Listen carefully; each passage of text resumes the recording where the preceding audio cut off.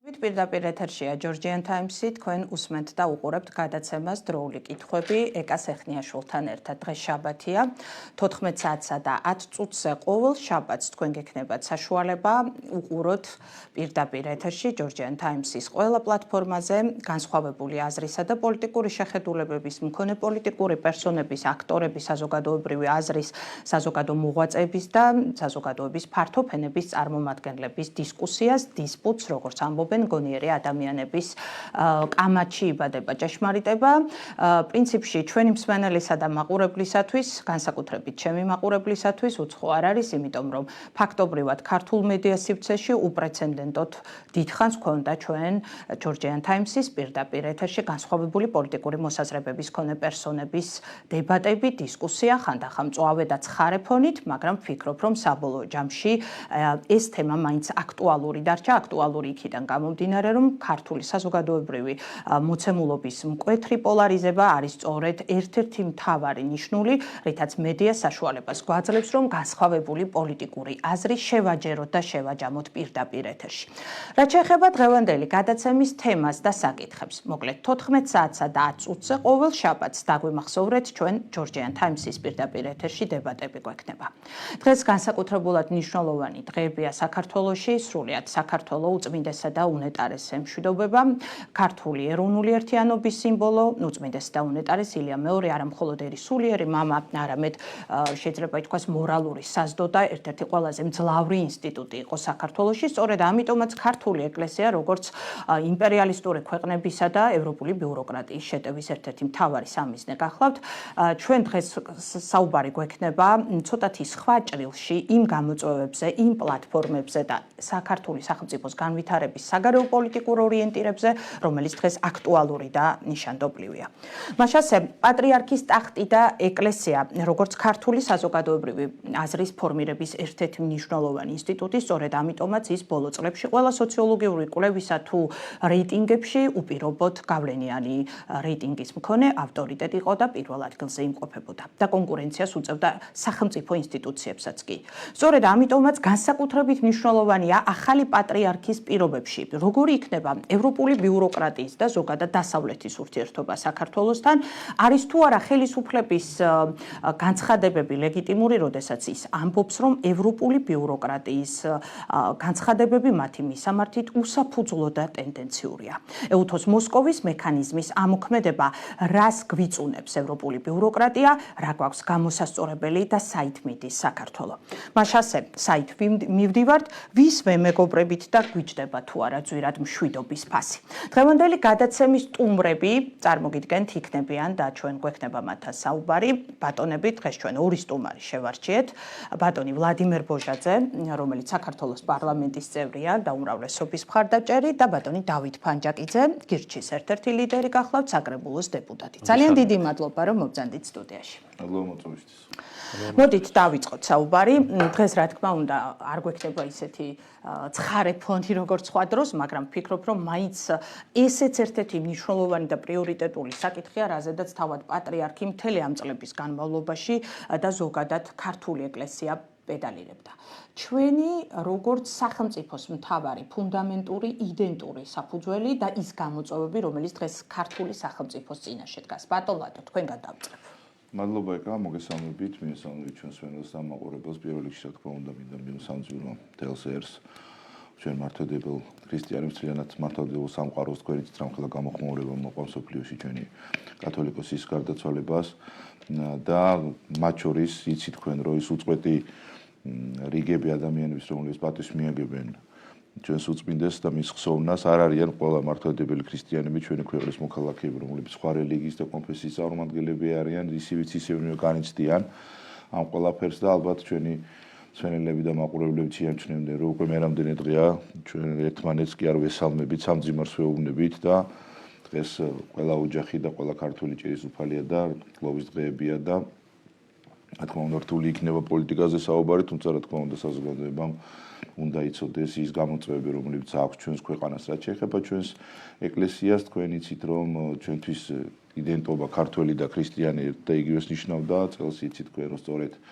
აღნიშნოთ ჩვენ სახელმწიფო რელიგიის გამოცხადების 1700 წლის იუბილეს და რა თქმა უნდა კარგი იქნებოდა რომ ეს საიუბილეო წელი უწმინდესთან ერთად აგვეღნიშნა, თუმცა იცით თქვენ რომ ჩვენს ისტორიაში 151 ხელმძღვანელი ყავდა პატრიარქი, მათ შორის 82-ს უკვე პატრიარქის ტიტული ჰქონდა ჩვენი ავტოკეფალიიდან გამომდინარე და უწმინდესი იყო ეს ადამიანი, ვინც ყველაზე დიდხანს იყო საპატრიარქო ტახტზე, თითქმის 59 წელი და მე როგორი 59 წელი იყო ეს კარგად ახსოვს საზოგადოებას, როგორი იყო ჩვენი ეკლესიის რეიტინგი, ყველთავრების რაოდენობა, ზოგადად ჩვენი ეკლესიის მდგომარეობა და როგორ ეკლესიას, როგორ ძლიერ ინსტიტუციას გვიტოვებს, თქვენ თავადაც ახსენეთ რეიტინგები და რა თქმა უნდა პატრიარქის რეიტინგი თავად ეკლესიაზეც, როგორც ინსტიტუციაზეც კი მაღალი იყო, აღარაფერს ვსაუბრობ სხვა სახელმწიფო ინსტიტუტებზე და ყველაზე მთავარი თქვენ იცით რომ არც ერთი პიროვნება, არც ერთი პოლიტიკოსი, არც ერთი თანამდებობის პირი ახლოსაც ვერ მიდივიდოდა პიროვნული რეიტინგით მის უწმინდესობასთან და მის ავტორიტეტთან და რაც ყველაზე მთავარი ალბათ ისტორია და რაც უფრო მეტი დრო გავა, უფრო მეტად დავინახავთ რამხელა მნიშვნელობის ფიგურა იყო, რამხელა მასშტაბის მოაზროვნე იყო და რამდენი სიკეთე გაუკეთა ჩვენს ქვეყანას და ჩვენს ეკლესიას. გასულ თქვენ რომ მან დაიბარა რომ გაერთიანებულ საქართველოს დავტოვებო და დღეს ხედავთ საქართველოს როგორ არის გაერთიანებული და კიდევ ერთხელ მინდა მივსამძიმრო და ვისურვო რომ ჩვენ შევძლებთ და ღირსეულად გავაცილებთ ჩვენს უწმინდეს ხვალ და რაც ყველაზე მთავარია შევძლებთ რომ ღირსეულად შევასრულოთ ის დანაპირები რაც მან დაგვიბარა, გვიყვარდეს ერთმანეთი, პირველ რიგში გვიყვარდეს უფალი ჩვენი ქვეყანა და შევძლოთ ღირსეულად ვემსახუროთ ჩვენს ქვეყანას და ჩვენს ხალხს. და საქართველოს განფრიანება იყო ერთ-ერთი მნიშვნელოვანი პრიორიტეტი პატრიარქისთვის, ზოგადად ისევე როგორც ყველასთვის საქართველოში, ამიტომ დღევანდელი გადაცემის ინტერაქტივის თემა იქნება სწორედ ამ საფუძვლით, რომ გვაქვს თუ არა შანსი, რომ აღვადგინოთ ტერიტორიული მთლიანობა და უნდა დაიწყოს თუ არა რუსეთთან დიპლომატიური საუბარი და ურთიერთობა. ინტერაქტივის სამი სავარაუდო პასუხის საშუალება იქნება, თქვენ ხედავთ ეკრანზე, დიახ, არა, მიჭირს პასუხის გაცემა. თქვენ შეგიძლიათ გადაცემის სრულობისას დააფიქსიროთ თქვენი მოსაზრება. ახლა კი ბატონ დავით პანჭაკიძესთან მინდა გადავიდე. მადლობა კიდევ ერთხელ ბატონ დათო რომ მოხვედით. ძალიან გარდა იმისა, რომ უწმინდესის გარდაცვალება არის მნიშვნელოვნად იმ ეპოქალური გზის დასასრული, რაც გაიარა საქართველოს უახლესმა ისტორიამ, მეორე მხრივ ხვდები ძალიან დიდი გამოწვევების წინაშეც ვართ სწორედ აი ამ ფაქტიდან გამომდინარეც. როგორი არის თქვენი შეფასებები და დამოკიდებულება ქვეყნის საგარეო თუ საშინაო გამოწვევებთან დაკავშირებით? მოგესალმებით კიდევ ერთხელ მადლობას გიხდით მოწვევისთვის. მე დავიწყებ სამძიმარით და სამძიმარს ვეთქვი ქართულ მართლმადიდებლებს, საქართველოს მოსახლეობას და სრულიად საქრისტიანეთს. მე ვფიქრობ, რომ ეს რამდენიმე დღე, როდესაც ქართველები გამოხატავენ დიდ პატივისცემას პატრიარქისადმი, დასტურია იმისა, რომ თუ რამის დამტკიცება არ გვჭირდება სამყაროსათვის, ეს არის ჩვენი მართლმადიდებლობა, ჩვენი რწმენა და ჩვენი აღსარებლობა. ყველა ადამიანი ცდილობს რაღაცნაირად დააფიქსიროს ამ ბოლო გზაზე გაცილებით თავისი პატივისცემა იმ პიროვნებისადმი, რომელიც 59 წელიწადი ხელმძღვანელობდა საქართველოს საპატრიარქოს. და სწორედ იმიტომ რომ ეს არ აგვაქვს დასამტკიცებელი, ჩემის აზრით პრობლემა სწორედ სხვა რამეშია, რომ ხშირად ეს საკითხი ხდება ხოლმე პოლიტიკურ ასპექტში სპეკულაციების საგანი. და პირიქით მე ვფიქრობ, რომ რაც ნაკლებად ჩავრევთ ჩვენ ეკლესიას, ან ჩვენ რწმენას მართლმადიდებლობას პოლიტიკურ საკითხებში, მით უკეთესი იქნება. და ჩვენი დამოკიდებულება პოლიტიკაში იყოს მხოლოდ ის, რომ ვიმოძრაოთ მართლმადიდებლური მორალით, ქრისტიანული მორალით, ამწმენით და არ შემოვიფარგლოთ მარტო განცხადებებით, რომ ჩვენ ადამიანებს უნდა გვიყვარდეს ერთმანეთი, არამედ მართლა გვიყვარდეს ერთმანეთი. ერთი არც ამას ლაპარაკობ და მე საქმის საპირისპიროს აკეთე, მე ძნელი დასაჯერებელია, რომ მართლაც მოძრაობ ქრისტიანული მორალით და სამწუხაროდ ჩვენ პოლიტიკურ ველზე უკვე წლებია დამკვიდრდა ეს რაღაც უცნაური პოლარიზაცია იმ დონემდე მისულიც კი, როცა ჩვენ უარს ვიძახით ლაპარაკზე, არათუ ვეძახით ერთმანეთს რაღაც საოცარ ეპითეტებს, არამედ არც კი ველაპარაკებით ერთმანეთს და აი ბოლო პერიოდში ის გახდა მოვლენა გახდა ასეთი დებატების წამოწყებაც კი, იმიტომ რომ წლებია ჩვენ ამაზე უბრალოდ თუ არ იქონდა ნათქვამი და შემდეგ ძალიან ძნელი დასაჯერებელია, რომ ადამიანები, ვინც უარს იძახიან საუბარზე, მოქმედებენ როგორც ქრისტიანები და ხელმძღვანელობენ ქრისტიანული მორალით. ამიტომ პრობლემა მგონი სხვა რამეშია. მართლა უნდა დაუბრუნდეთ ჩვენ ქრისტიანულ წამს, მართლა უნდა დაუბრუნდეთ ქრისტიანულ მორალს და ასე ვიმოძრაოთ და განცხადებების უკვე არა მხოლოდ განცხადებებით შემოვიფარგლოთ ამის შესახებ, ვიმოძრაოთ ისე როგორც შეფერის ქრისტიანებს. ვიმოძრაოთ შიგნით ერთმანეთთან და ზუსტად ასევე ვიმოძრაოთ გარეთაც, იმიტომ როგორც აღნიშნა, ყველაზე ნაკლები თუ რამ დასამტკიცებელი გვაქვს სამყაროს ისა რომ ჩვენ ვართ ქრისტიანები მართლმადიდებლები 1700 წლოვანი ისტორიით. კი ბატონო, მადლობა თქვენი პოზიციისათვის. ამის ფონზე ძალიან მნიშვნელოვანი არის და ალბათ შემდგომშიაც დამეთანხმებით, რომ კიდევ ერთხელ უფრო აქტუალური გახდება უწმინდესის დაკრძალვის შემდგომ განსაკუთრებით ისევ ეუთოს მოსკოვის მექანიზმის საკითხი. ეს არის ერთ-ერთი მნიშვნელოვანი საკითხი ჩვენთვის, ვინაიდან ბატონ ლადო მოთხოვნათა შორის მე გადავავლე თვალი, იქ განსაკუთრებული მოთხოვნას დგას სწორედ ამის ეროვნული იდენტობის და კანონმდებლობის იმ მუხლების ამოღება, რომელიც პირდაპირ ბმაშია, ხო, ოჯახური სიწმინდის შესახებ. აი თქვენი პოზიცია როგორი არის ამ შემთხვევაში და ეთანხმებით თუ არა ევროპულ ბიუროკრატიას ან მოსკოვის მექანიზმის ამ პუნქტებთან მიმართებაში? პირველ რიგში უნდა ითქვას, რომ ძალიან სამწუხაროა, რომ ეუთოს ეს მექანიზმი ჩვენ ქვეყანასთან მიმართებაში იქნა საერთოდ გამოყენებული, როცა ამის საჭიროება ნამდვილად არ იყო, მანამდე იყო ვენის მექანიზმი ამოქმედებული, მერე იყო მოსკოვის მექანიზმი ამოქმედებული და რა თქმა უნდა მარტივად რო ვთქვათ, აი დაინტერესებს ალბათ საქართველოს მოქალაქეებს, რატომ არ ამოქმედდა ეს მექანიზმი მაგალითად 2012 წლამდე. თუმცა მართლა ირღვეოდა ადამიანის უფლებები, რა ხდებოდა ციხეებში, ქუჩაში, მედიაში და ასე შემდეგ ამის შეხსენება ჩვენ საზოგადოებას არ ჭირდება, მაგრამ მაშინ როგორც ჩანს არ იყო საჭირო მაშინდელი ხელისუფლების გაშავება, ასე ვთქვათ. და ახლა დღის ეს რიგში დგას სხვა საკითხები, ამიტომ თითქოს ეს მექანიზმი იქნა ამისთვის ამუშავებული, რომ ადამიანის უფლებები ირღვევა ჩვენს ქვეყანაში და მოდი ამის გამო ამ ყველაფერს ასე ვთქვათ საერთაშორისო რეზონანსი მივცეთ და ყურადღება მივაქციოთ. რა აქ არის სრულიად უსამართლო ის დასკვნა, რომელიც თქვენ თავად ახსენეთ. და ექსპერტმაც აღიარა, რომ რთული იყო ორ დღეში ამ ყველა ინფორმაციის მიღება და შეიძლება ითქვას პირდაპირ, რომ მას გაახვედრა რადიკალური ოპოზიციის იმ ნაწილმა, ვინც იყო თავის დროზე დამკვეთი არაერთი ასეთი რეზოლუციის, მათ შორის ევროპარლამენტის რეზოლუციის, ახლა ამ დასკვნის იმისაც, რომ როგორმე დაეზიანებინა ხელისუფლება. თუმცა აქ ჩვენ საუბრობთ არა ხელისუფლებაზე, რაც ყველაზე მეტად საწყენია, საუბრობთ ჩვენს ქვეყანაზე და ჩვენი ქვეყნის საერთაშორისო იმიჯზე და აღმოჩნდა, რომ ამ პროცესის ინიციატორები გაუქმდეს კანონი ოჯახური ღირებულებების შესახებ, ჰომოფობიური კანონი სახელად ოჯახური ღირებულებების შესახებ. ოცნება წერს, რომ მისი მიღება იყო აუცილებელი ზომა ოჯახური ღირებულებების დასაცავად და არასრულწლოვნების დასაფარად შეუფერებელი გენდერული პროპაგანდისა და საღიაზრის საწინააღმდეგო იდეოლოგიისგან. თქვენი კონტრარგუმენტიც აქვს ეუთოს ამ დოკუმენტში მოყვანილი, თუმცა არ გეთანხმებათ და სქესიანთა ურთიერთობების და ტრანსგენდერის იდენტობის გათანაბრებას ინცესტთან უშვებს თქვენის მხრიდან როგორც საერთაშორისო ვალდებულებებიდან. ხო, და ამას ვამბობ ზუსტად. ნახეთ, ერთის მხრივ იყო დასკვნა, რომელიც სრულიად არაობიექტური იყო და მეორე როცა ადამიანის უფლებებზე საუბრობთ, აღმოჩნდა, რომ ყველაზე მეტი პრობლემა თურმე არსებობს არის ის კანონმდებლობა, რომელიც ჩვენ მივიღეთ და მივიღეთ მათ შორის ქართული ხალხის დავალებით. ყველას გვახსოვს 17 მაისი, მილიონამდე საქართველოს მოქალაქე გამოსული და ზოგადად დამოკიდებულება და ახლაც ძალიან მარტივია დავინახოთ სად დგას ქართული ხალხი, რა ღირებულებებზე დგას და რა ღირებულებები უნდა დავიცვათ მათ შორის მომავალშიც.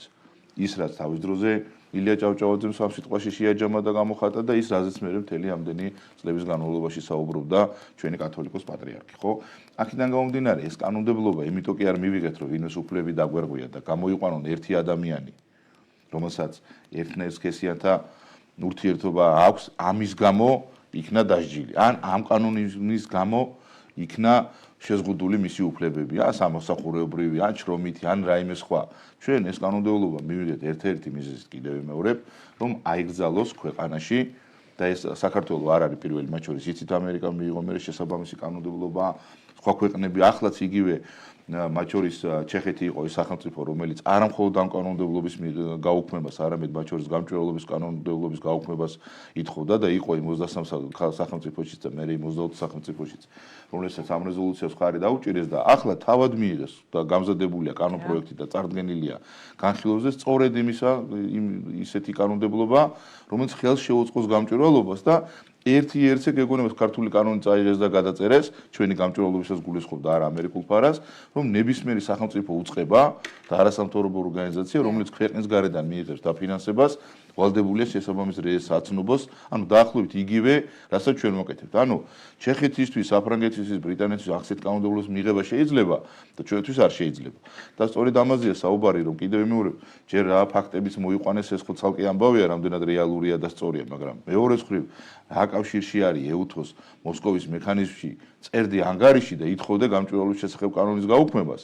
ერთი და კაი შეიძლება ამაზე მილაპარაკოს ეს სამოქალაქო სექტორის უფლებები შეიძლება დაერღვეს, მედიას დაფინანსება იცით თქვენ რომ აკრძალული აქვს და ესეც ევროპული პრაქტიკაა და რომელიმე მედია შეიძლება რაღაცნაირად შეიზღუდა და ასე შემდეგ და ანგლოს აღმოსდება პარალელურად მიაწერენ რომ ის კანონმდებლობა რომელიცაც ჩვენ ვიცავთ ჩვენს ღირებულებებს და ჩვენს მომავალს თურმე ეს კანონმდებლობა უნდა გავუქმოთ. რატო არის ეს სამიზნე? ეს არაერთხელ თქმულა და კიდე გამოჩნდება, იმიტომ რომ ქართველი და ქრისტიანი როგორც იდენტობა ბევრისთვის როგორც ჩანს მიუღებელია. თუმცა ევროპას თავად ქრისტიანული ღირებულებებია და ჩვენივე ქრისტიანობით და 1700 წელს მიღებული გადაწყვეტილებითაც მაშინვე ავირჩიეთ ჩვენ ევროპაც, დასავლეთიც ეს ღირებულებები, რაზეც დგას დღესაც, ეს რაზეც უნდა იდგეს ევროპა. თუმცა სამწუხაროდ ისეთი ბიუროკრატია ყავს. ახლა ჩვენ ავირჩიეთ ეს გზაო. თქვენი ქმედებები არის ამ გზისკენ სვლა? ჩვენი ქმედებები არის ერთადერთი, რომ ჩვენ ვიცოთ ჩვენი სახელმწიფოს და ჩვენი ხალხის ინტერესებს. თუ ვინმეს რამე პრეტენზია აქვს საგარეო პოლიტიკის ნაწილთან თუ სხვა გადაწყვეტილებებთან, კი ბატონო, მოდი დავждეთ, ვისაუბროთ, ვილაპარაკოთ ქვეყნის შიგნითაც და ქვეყნის გარეთ. ნახოთ, აი ბატონი დავითი არის, ბატონ დავით. ეს ეთანხმებით ბატონ ლადოს იმ საკითხთან მიმართებაში, რომ ჩვენ აბსოლუტურად სწორად მივდივართ ევროპისკენ და ევროპული სახელმწიფო ინსტიტუტების და სხვათა ეს შენიშვნები არალეგიტიმურია და ტენდენციურია საქართველოს ხელისუფლებასთან მიმართებაში. მე საერთოდ ვთვლი, რომ საგარეო პოლიტიკის კუთხით ჩვენ 2022 წლის მარტიდან რაღაცა შეგვეცვალა და ამ მიმართულებით სვლაზე მე მგონი ძალიან ბევრი რამე დავკარგეთ. მე ნამდვილად არ ვიცი მიზეზები და სტიმულები ან მოტივები ამას რატო აკეთებ და ქართული ოცნება ფაქტად რჩება, რომ საგარეო ფრონტზე ჩვენ თავს მოგებულად ალბათ ვერ გამოვაცხადებთ დღეს, იმიტომ რომ ძალიან ბევრი მიმართულებით დავიხიეთ უკან და ეს კანონიც რაღაც უფრო კატათაგობანას თამაშს აგავს, როცა ეს საგარეო პოლიტიკა გადაიზარდა სწორედ ამ თამაშში და თითქოს ერთმანეთის ჯინაზე რაღაცას თუ რაღაცას ღებულობ და თუ ისინი რაღაცას ღებულობენ. ეგ კიდევ ვიტყვი მე ამის მოტივები ნამდვილად არ ვიცი, მაგრამ მე ვხედავ შედეგს. ეს კანონიც რომელიც 98 მუხლისგან შედგება და ვლაპარაკობთ რაღაც LGBT უფლებებზე და გეების უფლებებზე. იმის გარდა ბევრი მუხლია და ფაქტობრივად ის არც მუშაობს ეს კანონი, იმიტომ რომ პრინციპში დასაცავიც კი არაფერი არ არის. როგორც ახსენე მე ჩვენ რაღაცების დამტკიცება. კი, იმიტომ რომ ჩვენ არაფერი არ აქვს დასამტკიცებელი იმ ნაწილში, აი დღეს ეგ ვახსენე წერანას, რომ აი დღეს რასაც გამოხატავს ქართველი ერი, ქართველი მართლმადიდებელი, აი არაფერს მას არ ჭირდება არანაირი დაცულობა რაღაცისგან, რაღაცას შიშები რო ვითომ გვებზვიან, ვითომ რაღაცას თავს გვახებენ, იმიტომ ანუ ოჯახური ღირებულებების შესახებ კანონი ზედმეტი იყო თქვენი აზრით. აი ეს კანონი რამდენმა საქართველოს მოქალაქემ იცის ეს კანონი, რამდენი ფიქრობს რომ აი ეს კანონი მას რაღაცისგან იცავს. მე ამისი უბრალოდ არ მჯერა გესმით? და ეს არის სწორედ აი გამოძახილი იმ კატათაგობანას თამაშის, რომელმაც ჩაანაცვლა ჩვენი საგარეო პოლიტიკა და რაღაცნაირად იქცა დანამატად რაღაც გაუგებარი თამაშის და ამ თამაშის სამწუხაროდ მე ვხედავ რომ ჩვენი ქვეყანა ჯერ გამარჯვებული ვერ არის და რამტომაც ეჭვი მაქვს რომ ამ გზაზე თუ ვივლი და ასე გავაგზელებთ რამეს მივახცევთ. ნუ იმედი მაქვს რომ ქართველი ხალხი ამას დაინახავს, ალბათ უფრო კრიტიკული იქნება თავის შეფასებისას და მივხვდება რომ ეს არ არის ის თამაში რომელიც მართლა უნდა ვითამაშოთ იმისაც რომ ჩვენ რაღაც ევროატლანტიკური მიმართულებით წინ გადავდგათ ნაბიჯები. 2022 წლამდე ქართული ოცნება ზედმიწევნით ასრულებდა და მე მგონი რა ვიცი გეგმის გადაჭარბებით ასრულებდა იმ რეკომენდაციების შესრულებას რომელსაც უწესებდა ამას ევროპა და მე რა მოხდა ეს უკვე რა მოხდა შემდეგ ბატონ ლადო როგორ შეიძლება რომ აი ეს გეზი რომელსაც ხო იმავე გაწევრიანების ვიზა ლიბერალიზაციის და ასე შემდეგ ამ პუნქტების ნაბიჯ შესრულება ჩანაწერების გაკეთება თქვენს მიერ კონსტიტუციაში რომ ჩვენ ვართ ჩვენი 78 მუხლებს საუბრობ, ხო? დასავლეთისკენ სწრაფვა და ატლანტიკური სტრუქტურები არის ქართული საზოგადოების დაკვეთა. აი ამის შემდგომო ფაქტიურად გაუანალიზებელიაო, ხო? ასე ამბობს ბატონი დავითი, რა მოხდა? გავანალიზოთ აგერ და ჩვენს სპეციალურ მაყურებელსაც უთხრათ რა მოხდა 2022 წელს. 2022 წლის თებერვალში დაიწყო რუსეთ-უკრაინის ომი და აღმოჩნდა, რომ ამ ომში საქართველოს უნდა ყოფილიყო ჩართული.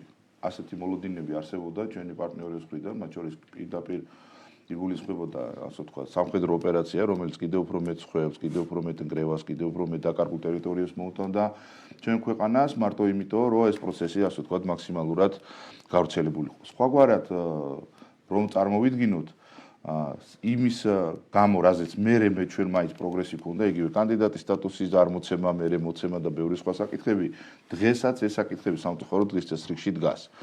და თუ გავიხსენებთ ჩვენ რა სიტყვებით გამოდიოდა რა მოწოდებებით მაშინდელი რადიკალური ოპოზიცია, სამოქალაქო სექტორის ნაწილი, კონკრეტული მედია საშუალებები და აღარაფერს ლაპარაკობ უცხოელ პარტნიორებზე, არა მხოლოდ უკრაინის მაღალჩინოსნებზე, არამედ სხვებზეც, რომლებიც პირდაპირ მოგვიწოდებდნენ გაგვესეირნებინა სოხუმში, ცხინვალში და ასე შემდეგ. სამწუხაროდ ეს საკითხი დღესაც დღის წესრიგში დგას. ახლა რა თქმა უნდა საქართველოს მოქალაქეები ფიქრობენ, რომ ვინ არის, ვინ გვითხრა, ვინ დაგვალა და რა უნდა გვექნა და ასე შემდეგ.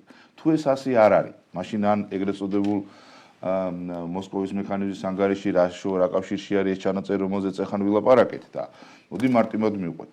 როცა უკრაინა და გასაგები ომშია და არაფერს აღარ ვილაპარაკოთ უკრაინაზე, ხო, მაგრამ ვილაპარაკოთ მოლდოვაზე. როცა მოლდოვასაც არ აქვს დაწესებული ორხრივი სანქციები რუსეთთან. როცა მოლდოვა დღესაც ენერგორესურსებით სარგებლობს რუსულით. როცა დღემდე ესეთის წევრია და ფორმალურად რაღაცა პროცესები დაიწყო გამოყვანის. მოლდოვას ატყუარავინ არ საყვედურობს. როცა საუბრობთ იგივე კორუფციაზე, ნახეთ სად არის მოლდოვა კორუფციის ინდექსში. მათ შორის საერთაშორისო გამჭვირვალობის მიერ მომზადებულში. სად არის ამ შემთხვევაში უკრაინა? სად არიან იგივე მედიის თავისუფლებასთან მიმართებაში და ახლა ციცით თქვენ აქ ჩანაწერი გააკეთეს, რომ ჩვენ პარლამენტის იმ წევრებმა, ვინც მიმართეთ საკონსტიტუციო სასამართლოს კონკრეტული პოლიტიკური პარტიების აკრძალვის მოთხოვნით, იმიტომ რომ თვლით რომ ისინი არ ღვევდნენ კონსტიტუციას, კი, ამას ვამბობ და გვისაყვედურეს. 22 პარტია, ჩვენ არ ვიცით სასამართლო რა გადაწყვეტილებას მიიღებს. და განაც სასამართლოს გადაწყვეტილებით იქნა უკრაინაში მიღებული პოლიტიკური პარტიების გაუქმება, არა? ხელისუფლების გადაწყვეტილები და 22 პარტია აღარ არსებობს უკრაინაში. 3 პარტია აღარ არსებობს მოლდოვაში, რომლებსაც 2 დღით ადრე საარჩევნო რეგისტრაცია კი არა. საერთოდ პარტიების რეგისტრაცია შეუჩერა მათმა იუსტიციის სამინისტრომ. არავის ეს არ ახსოვს. ამას უკავშირებთ იმას, რომ იყოს ზეწოლა ხელისუფლებაზე იმ დონის, რომ ვერ გაუძლოს სამწნეხს და მოიქცეს ისე, ანუ მარტივად რო თქვა, გარდაიცვა საკუთარი სახელმწიფოს და ხალხის ინტერესები, ან ყველაზე მთავარი და ამის ღია მცდელობები უკვე ხუთჯერ ვნახეთ, შეიცვალოს ამ ქვეყანაში ხელისუფლება და მოვიდეს და დაბრუნდეს ისეთი ხელისუფლება, რომელიც იყო მორჩილი. კიდევ მე ხო ძალიან მარტივად საკითხავი არის 2012 წლამდე ყველა მის საქართველოს მოქალაქეებმა რა ხდებოდა ამ ქვეყანაში, ეუთოს ოფისიც აგერ ქონდა და ფუნქციონირებდა, გითხარით ერთი წევრი სახელმწიფო საყვედური მაშინდელი ხელისუფლების მიმართ. და შემდგომ ერთი მექანიზმი, ერთი ანგარიში, ციხეებში რა ხდებოდა და ასე შემდეგ. 150 კაცი ხდებოდა ციხეში წამებით, უწამლობით, დამტრეული ხერხემალით და ასე შემდეგ. ახლა 150 პატიმარი ეროვნულ გამოცდებზე მიყვავს, მარტო გამოცდები რო ჩააბარონ და პარალელურად ისწავლონ და იმუშაონ ციხეებში. მაშინ რატომ არ წუხდა პოლონეთი, ბალტიისპირეთის სხვა სახელმწიფოები საქართველოში ასეთ მდგომარეობაზე? რატო? იმიტომ რომ მაშინ სხვა ამოცანები იყო, დღეს გათქვა სხვა ამოცანები რა. ერთის მხრივ მაქსიმალურად გაგრძელდეს რუსეთ-უკრაინის ომი და ხედავთ ტრამპის ცდილობების მიუხედავად საქართველოს ხელისუფლების ჩართულობის მოთხოვნაზე. საქართველოს კი, საქართველოსი ძალიან მარტივად. ერთი რუსეთს აქ სამხედრო ბაზები უდგას და ძალიან საინტერესო კითხვა დასვით და დავუდგეთ ძალიან კარგი მიიღებს ასე თქვა და თქვენი მაყურებელი რა სიტყვის, მაგრამ ბუნებრივია რუსეთთან ვერანაირი დიპლომატიური ურთიერთობები ვერ აღდგება მანამ, სანამ რუსეთი არ შეასრულებს 12 აგვისტოს ხელშეკრულებას. მანამ სანამ საქართველოს ტერიტორიაზე რუსეთის ბაზები იდგება. მანამ სანამ ცხინვალში და სოხუმში რუსეთის საელჩოები ექნება და არაერთი საელჩო მხოლოდ ერთ ქვეყანაში. როგორც უნდა იყოს და როგორც იყო მანამდე. ასე რომ ეს ძალიან მნიშვნელოვანი პრობლემაა მაგრამ მაშინ დაგისვამთ კითხვას ყველა რას აკეთებს ხელისუფლება იმისათვის რომ შესრულდეს 12 აგვისტოსის შეთანხმება ბაზების გაყვანა და მთელი რიგი ანუ ამაზე იგულისხმება ბუნებრივია საუბრის დაწყება პირველ რიგში ხო და ნახა 12 აგვისტოს ხელშეკრულებას რო ვახსენეთ კალატონეკა ვინ იყო გამხელშეკრულების შესრულების გარანტი მესამე მხარე ვინ იყო ევროკავშირი ევროკავშირი როცა სანქციების 20 პაკეტი დაადო უკვე რუსეთ-უკრაინის გამო ერთი სანქცია, ერთი საყვედური თუ თქვავს ვინმეს 2008 წლის გამო პუტინისთვის, რუსეთისთვის, ერთი პროექტი თუ შეჩერებულა, ერთი რაიმე გადაწყვეტილება, ან ახლა ვინმე ახსენებს რუსეთს ჩვენს გარდა 12 აგვისტოს ხელშეკრულებას, ხანდახან იქ გაკვირით ახსენებენ, რომ ჩვენ დასვეს განცდა, რომ ჩვენი პარტნიორები ისევ აქ არიან და ისევ ჩვენ ტერიტორიულ მთლიანობას მხარს უჭერენ და როცა შენ ამას რეალურად ამბობ და მეორეს მხრივ ხელისუფლებაზე ზეწოლას ახდენ რომ სანქციები დაუწესოს რუსეთს ორხრივ იმისას რომ დაზარალდეს ჩვენი ქვეყნის ეკონომიკა, კიდევ უფრო დამძვიდეს ქვეყანაში სოციალ-ეკონომიკური მდგომარეობა, ასე მეომრები გაგვეგზავნა ორგანიზებულად და ასე შემდეგ. არავის იმდენი მსხვერპლი უცხო ქვეყანას და უცხო ერს არ გაუღია რუსეთ-უკრაინის ომში, რამდენიც საქართველოს გაიღო უკვე და ასამდე არის ჩვენი გარდაცვლილი ბიჭები, ისეთი რომლებიც ყველა სამხედრო პატივით იქნა დაკრძალული და დიდება მათ ხსოვნას და რამდენი კიდე ებრძვის ახლაც, მაგრამ ამის ხელისუფლების დონეზე აყვანა და ორგანიზებაში ჩარტერები დააყენო და მებრძოლები აგზავნო, ამას რუსეთის მხრიდან შესაბამისი რეაქცია მოყვება, ეს ყველა მიცის ძალიან კარგად. როგორც ჩანს ვიღაცა სწორედ ეს უნდა, რომ საქართველოს კიდევ უფრო მეტი ტერიტორიები დაკარგოს და მეტი პრობლემები ქონდეს. თქვენ ასახელებთ ამ ფაქტორს, ბატონ დათო თქვენთან უნდა გადმოვინაცვლო, არის თუ არა თქვენთვის ეს თუმცა დავამატებ ბოდის ვიხდი ეხან ბატონმა დავითმა ახსენა 2022 წელი და 2022 წლის მერე მივიღეთ ჩვენ კანდიდატის სტატუსი. ხო, თუმცა ძალიან ესეთი მკაფიო ამაზე კიდე მერე ვილაპარაკო. საქართველოს ხალხისადმი ევროკავშირის სტრუქტურებმა ცალსახად ეხლა აღარ არის ქართული ხალხი ახალ. დიახ. მაშინ იყვნენ ახლა აღარ არის. ქართველი ხალხის მდგომარეობის გაუმჯობესებისთვის უკეთდება ესე უთოს მექანიზმიო. დიახ, ბატონ დავით. თქვენი მოსაზრები ეთანხმებით თქვენ ამ მოსაზრებებს რომ ყველაფერი იყო ასე ვთქვათ ძალიან კარგად და მკაფიო და მხოლოდ ომის მოთხოვნის და მეორე ფრონტის გახსნის მოტივი გახდა ერთ-ერთი მნიშვნელოვანი კრიტერიუმი ამ დაჯახების დაწყების. ვინაიდან რაიმე პირდაპირ მტკიცებულება არ არსებობს იმის, რასაც პლატონ ვლადიმერი საუბრობს, რომ ასე ვთქვათ მოითხოვენ ჩვენი ომში ჩართვას. მე ამას ძალიან ეჭვით უყურებ ამ მოტივს, თუმცა გამოდის დაახლოებით სამ კითხვას ვსვავდი, ვიცოდი რომ აპელირება ისევ ამაზე იქნებოდა, რომ ეს არის მთავარი მოტივი, რის გამო ჩვენ მერე დავიწყეთ გაბუტულის პოზიციიდან საუბარი. ან მოდი ესე შევხედოთ, ნუ ჩვენ რა გვემუქრებოდა ომის შემთხვევაში გასაგებია, არგუმენტები სრულიად რაციონალურია, რომ ჩვენ რა უნდა გვეომა ისეთი, რომ რაიმე მნიშვნელოვანი ზიანი მიგვეყენებინა, ანუ ის რომ ჩვენ დავზარალდებოდით, ეს გასაგებია და ეკონომიკურად და ყველანაირად, მაგრამ მეორეს მხრივ ამას რომ ვინც მოგვიწოდებდა, მათ რა მოლოდინი ჰქონდათ? აი რა დაინახეს ჩვენში, რა სამხედრო ინდუსტრიული მანქანა დაინახეს ჩვენში, რომ ჩვენ მეორე ფრონტის გახსნით ისეთ ზიანს მივაყენებდით რუსეთს, რომ მას ასე ვთქვათ შეექმნებოდა რაღაც დრამატული პრობლემები რა. ამიტომ ეს რაღაცნაირად უფრო გავს რაღაც ყველაზე მარტივ მესიჯს მოფიქრებულს, რომელთაც პრინციპში ბევრ ამას გააправებ. ანუ შენ პოზიციას, როცა აი დიპლომატიის ენაზე საუბარი გიჭირს, შენ დიპლომატიით ვერ ახერხებ შენი მიზნების მიღწევას, მე რაღაცნაირად და ხარ პრინციპში საგარეო ფრონტზე დამარცხებული, მე ეტყვი რა ვიცი, გვებძვიან, რა ვქნათ, გვებძვიან ძალა. რა ვერსიალა ბატონ დავით, რა სერჩია საქართველოს. მე არის მე საერთოდ რა მესერჩია. 22 წლის მერე, რომ შეიცვალა ეს დამოკიდებულება, ეს თქვენ თვითონაც ბრძანეთ, ხვასია.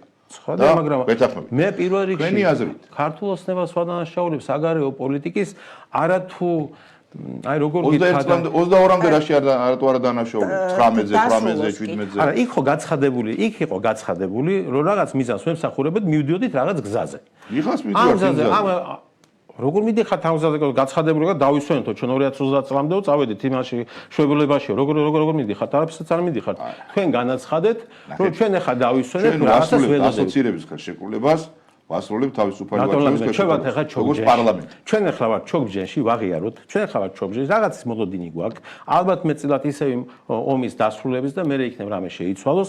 ჩვენი დიპლომატია ახლა არ მუშაობს. იმის შედეგობრივად არ მუშაობს, გესმით? არაფერი არ მოყვება ამას. ვარ ჩოგჯენში, შიდა მესიჯი გვაქვს, რა ვქნათ, არაფერი არ გამოგვდის, გვებძვიან. ჩოგჯენში ვისთან? ევროპასა, დასავლეთთან. დასავლეთთან ვართ, იმიტომ რომ თქვენ აიგივებთ ამერიკის შეერთებული შტატების და ევროპის პოლიტიკას ახლა? ზოგადად შეიძლება თქვენ მოიყვანოთ დღეს მაგალითად გარკვეული დაძაბულობა არის ამერიკასა და ევროპას შორის. საერთოდ დიახ. მაგრამ საერთო ჯამში მაინც მოკავშირეები იქნებიან. ნებისმიერ კრიტიკულ სიტუაციაში მე არ მგონია რომ დასავლეთ შორის იმ დონის პრობლემა შეიქმნას რომ მათი გზები აცნეს ერთმანეთს და მათი ფასეულობები აცნეს რატომ არის ჩოგჯენში ესეც რო განმარტოთ და უპასუხოთ. იცით რა არის აი ცოტა ხანი რომ დასავლეთს გავანებოთ. აი მე როცა პრეტენზია მაქვს საგარეო პოლიტიკასთან. ნუ გასაგებია ევროკავშირი დასავლეთი არ გვინდა შორს წასვლა. აი მოდი აქ უკვე შევამციროთ ჩვენი წრე. აი აქ დავრჩეთ რა, ამერ კავკასიაში დავრჩეთ. და აი საგარეო პოლიტიკა, მოდი ავიღოთ ჩვენი მეზობელი აზერბაიჯანი, ჩვენი მეგობარი ქვეყანა. 2020 წელს კოვიდის შემდეგ საზღვარი გადაიკეტა პანდემიის და გამო. პანდემია დასრულდა რაღაც 2 წელიწადში, 2.5 წელიწადში, 2026 წელია და ჩვენი საზღვარი გახსნილი აზერბაიჯანთან არ არის. ეს აზერბაიჯანის მხარის გადაწყვეტილება. არა, ეს ჩვენი გადაწყვეტილება, ეს არის აზერბაიჯანის მხარის გადაწყვეტილება, ცხადია, მაგრამ ამ გადაწყვეტილების შედეგად მივიღეთ ის, რომ 2025 წელს ყავდა 300,000 ვიზიტორი აზერბაიჯანელი საქართველოში, მაშინ როცა 2019 წელს იყო 2 მილიონი. ანუ 7-ჯერ შემცირდა ვიზიტორთა რაოდენობა. აი თქვენ ხო გესმით, რომ ეს რამხელა დანაკლისი არის ქართული ეკონომიკისთვის. თუ საგარეო პოლიტიკა არსებობდა, ის მოქმედებდა. კიდევ ერთხელ ვიძახი, გავანებოთ ევროკავშირის თავი. რომ იქ ვერ ვაღწევ შედეგები. აი აქ მეზობელ აზერბაიჯანთან ვერ მივაღწევთ საზღვრის გახსნას. და ის არ დაგვავიწყდეს ის დავით გარეჯის თემაც ხო იყო ატეხილი ერთი ამბავი რომ კი რა რუკები ჩამოვიტანეთ, გამოვამზეურეთ, რაღაც განვაახლეთ, აი ჩვენი ტერიტორიები, რამე ნაბიჯით წინ წავედით, საზოგადოება მიცის რომ რამე პერსპექტივა გვაქვს ამ ტერიტორიებთან მიმართებაში, რამე ნაბიჯით წინ წავედით.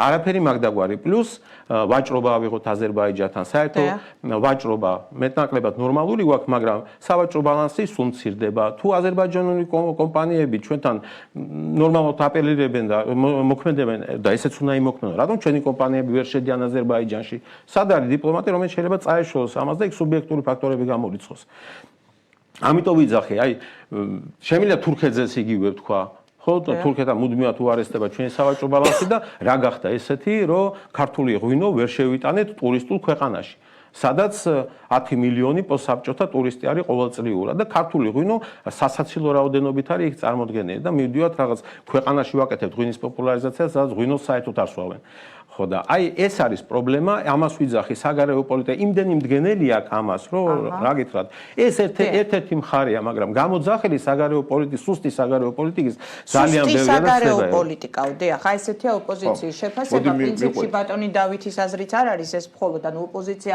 ხშირად აკეთებს ამაზე აქცენტს რომ საგარეო პოლიტიკაში არ ყვავს მეგობრები არ ვიცით ვისთან ურთიერთობა უნდა ჩამოვაყალიბოთ იცით თქვენ ეს ძირითადი მესეჯ ბოქსი რაც მოდის ოპოზიციის ნაწილიდან და სუსტები ვართ საგარეო პოლიტიკის მიმართულებით დიპლომატია არის სუსტი თუმცა მეორეს მხრივ მოდით დავსვათ ასე საკითხიც რომ აი ხომ არ არის ეს ერთგვარი ლავირების პოლიტიკა რომელიც გახდა რაღაცნაირად მთავარი მონოპოვარის ამ შემთხვევაში მშვიდობის საფუძველი და ფუნდამენტი და ასევე მინდა საკმაოდ მაღალი რეიტინგი აქვს ამ თემაზეც გადავალ მაგრამ მინდა კიდევ ერთხელ ანუ ინტერაქტივი არის სატელეფონო ზარი უფასოა და თქვენ პასუხობთ კითხვას უნდა აღდგეს თუ არა რუსეთთან რაიმე ტიპის დიპლომატიური საუბარი ნუ აქ არ იგულისხმება კონკრეტული საკითხი უბრალოდ ზოგადად ეს კითხვა არის ჩვენი და ზარი უფასოა და თქვენ შეგიძლიათ თქვენი პოზიციები წარმოდგენილი ეკრანზე დააფიქსიროთ ბატონ ლადო სუსტი საგარეო პოლიტიკა და თქვენი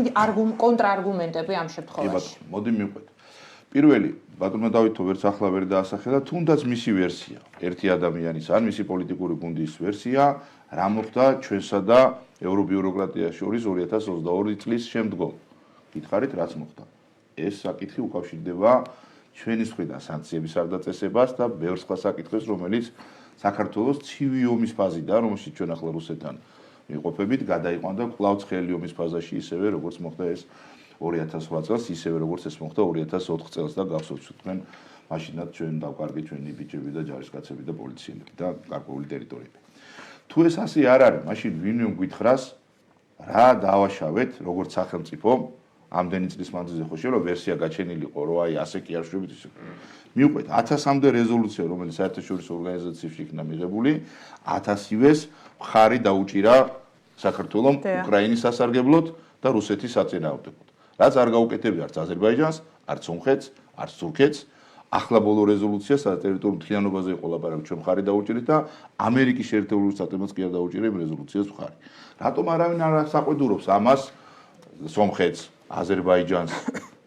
ხო? დიახ. იქნება გითხრას ვინმე. ახლა დანარჩენი. რომელი სახელმწიფო იყო ჩვენთან ერთად, ჩვენი სამეზობლოდან, ვინც ჰააგაში მხარი დაუჭირა, რომ ომის დანაშაულებების გამოძიება დაწყებულიყო, მათ შორის რუსეთის პრეზიდენტთან მიმართებაში. და ასე შემდეგ და ასე შემდეგ. ეს რუსებმა ძალიან კარგად იციან და ძალიან კარგად ხედავენ. თუ ეს ასე არ არის, მაშინ მიზეზი რამე ხო უნდა არსებობდეს და გითხრას ვინმე. თუ სანქციების არ დაწესება არის მიზეზი, რომ აი სანქციები არ დაუწესეთ და ჩვენ გონია რომ სხვა მხარეს ხართ. მოლდოვას იგივე ატომარ საყვედურობენ თქო. არა არის ამაზე პასუხი. მთელი რადიკალური ოპოზიცია ახლაც აი მე-20 პაკეტში რო შეაყვანინეს ყულების სპორტი და მე ამოიღეს. და ჩაგეჭრათ ეუცოს მოსკოვის მექანიზმის ანგარიში არის ერთ-ერთი მნიშვნელოვანი კრიტერიუმი, ეს არის პოლიტიკური ნიშნით თქვენი მხრიდან ოპონენტების ზეწოლა. მათ შორის არის რაც არსაბუთდება იმავე მოლდოვის ვარიანტში, ყოველ შემთხვევაში ევროკავშირის ამ ეუცოს მოსკოვის მექანიზმის დოკუმენტში. მოლდოვის პრეზიდენტი ეხლა ციხეში არის. პარტიების აკრძალვაზეც არის ერთ-ერთი მნიშვნელოვანი გარემოება, რაზეც მოლდოვის ყოფილი პრეზიდენტი ეხლა ციხეში ზის. ეკა ოღონდ ჩვენი ყოფილი პრეზიდენტი საავადმყოფოში რო იჯდა 3 წელი. ამაზე საყვედურობდნენ და მოლდოვას არ საყვედურობდნენ. ერთი ტელევიზია მითხარით, რომელიც დაიხურა საქართველოში და მე გეტყვით, არაერთი ტელევიზია, რომელიც მოლდოვაში დაიხურა. რატო არ შეშფოთ და 23 სახელმწიფო რა ხდება მოლდოვაში, როგორ აუქმებთო შედეგებსო არჩევნებისას, როგორ აუქმებთ პოლიტიკურ პარტიებს არჩევნებამდე ერთი კვირით ადრე და ერთი დღით ადრეო. რატო არავინ არ საუბრობს და როცა იმ პოლიტიკოსებზე საუბრობენ, რომლებაც თვით დაპატიმრებამდე მიიყვანეს საქმე. მაშინ რატო გირჩის არც ერთი ლიდერი არ არის იქ? სხვა პოლიტიკური პარტიების. ან რა პრობლემა იყო ყველა მათგანი, ვინც თავისივე ჯერ კიდევ 1999 წელს მიღებული კანონის გამო. თუმცა გირჩის ლიდერები არ გეთანხმებიან, რომ ბევრი პერსონა მათ რიცხვში ბატონი პატამანჯგალაძეზე იყო საუბარი, რომ საკმაოდ უსუსური სამართლებრივი არგუმენტებით და ირაციონალური არგუმენტებით არის ციხეში. ესეთი ისიც არის, ხო? ბატონი იაგოს სატელევიზიო გამოსვლის სამუნარიც უყურებდა. თუ მტკიცებულებები არ იქნება საკმარისი, უნებრივია პატამანჯგალაძე და სხვა ადამიანების საჯელს ვერ მიიღებენ. ეხლა ხო წინასწარ პატიმრობაზეა ლაპარაკი ახლა. პატამანჯგალაძე რა განცხადებებს აკეთებდა და როგორ იყო ამ პროცესში ჩართული 4 ოქტომბერთან დაკავშირებით, ეს ხო ყველამ კარგად ვიცით. პრობლემა ის არის, რომ პატამანჯგალაძესა და პატაბურჭულაძეს შორის კიდე 3 ადამიანი რო არის და სულ 5 ადამიანზეა ლაპარაკი. მთელი პოლიტიკური სპექტრი 4 ოქტომბრისთვის რო ემზადებოდა, არ გულისხმობ გვიეს, იმიტომ რომ მათ არჩევნებშიც მიიღეს მონაწილეობა.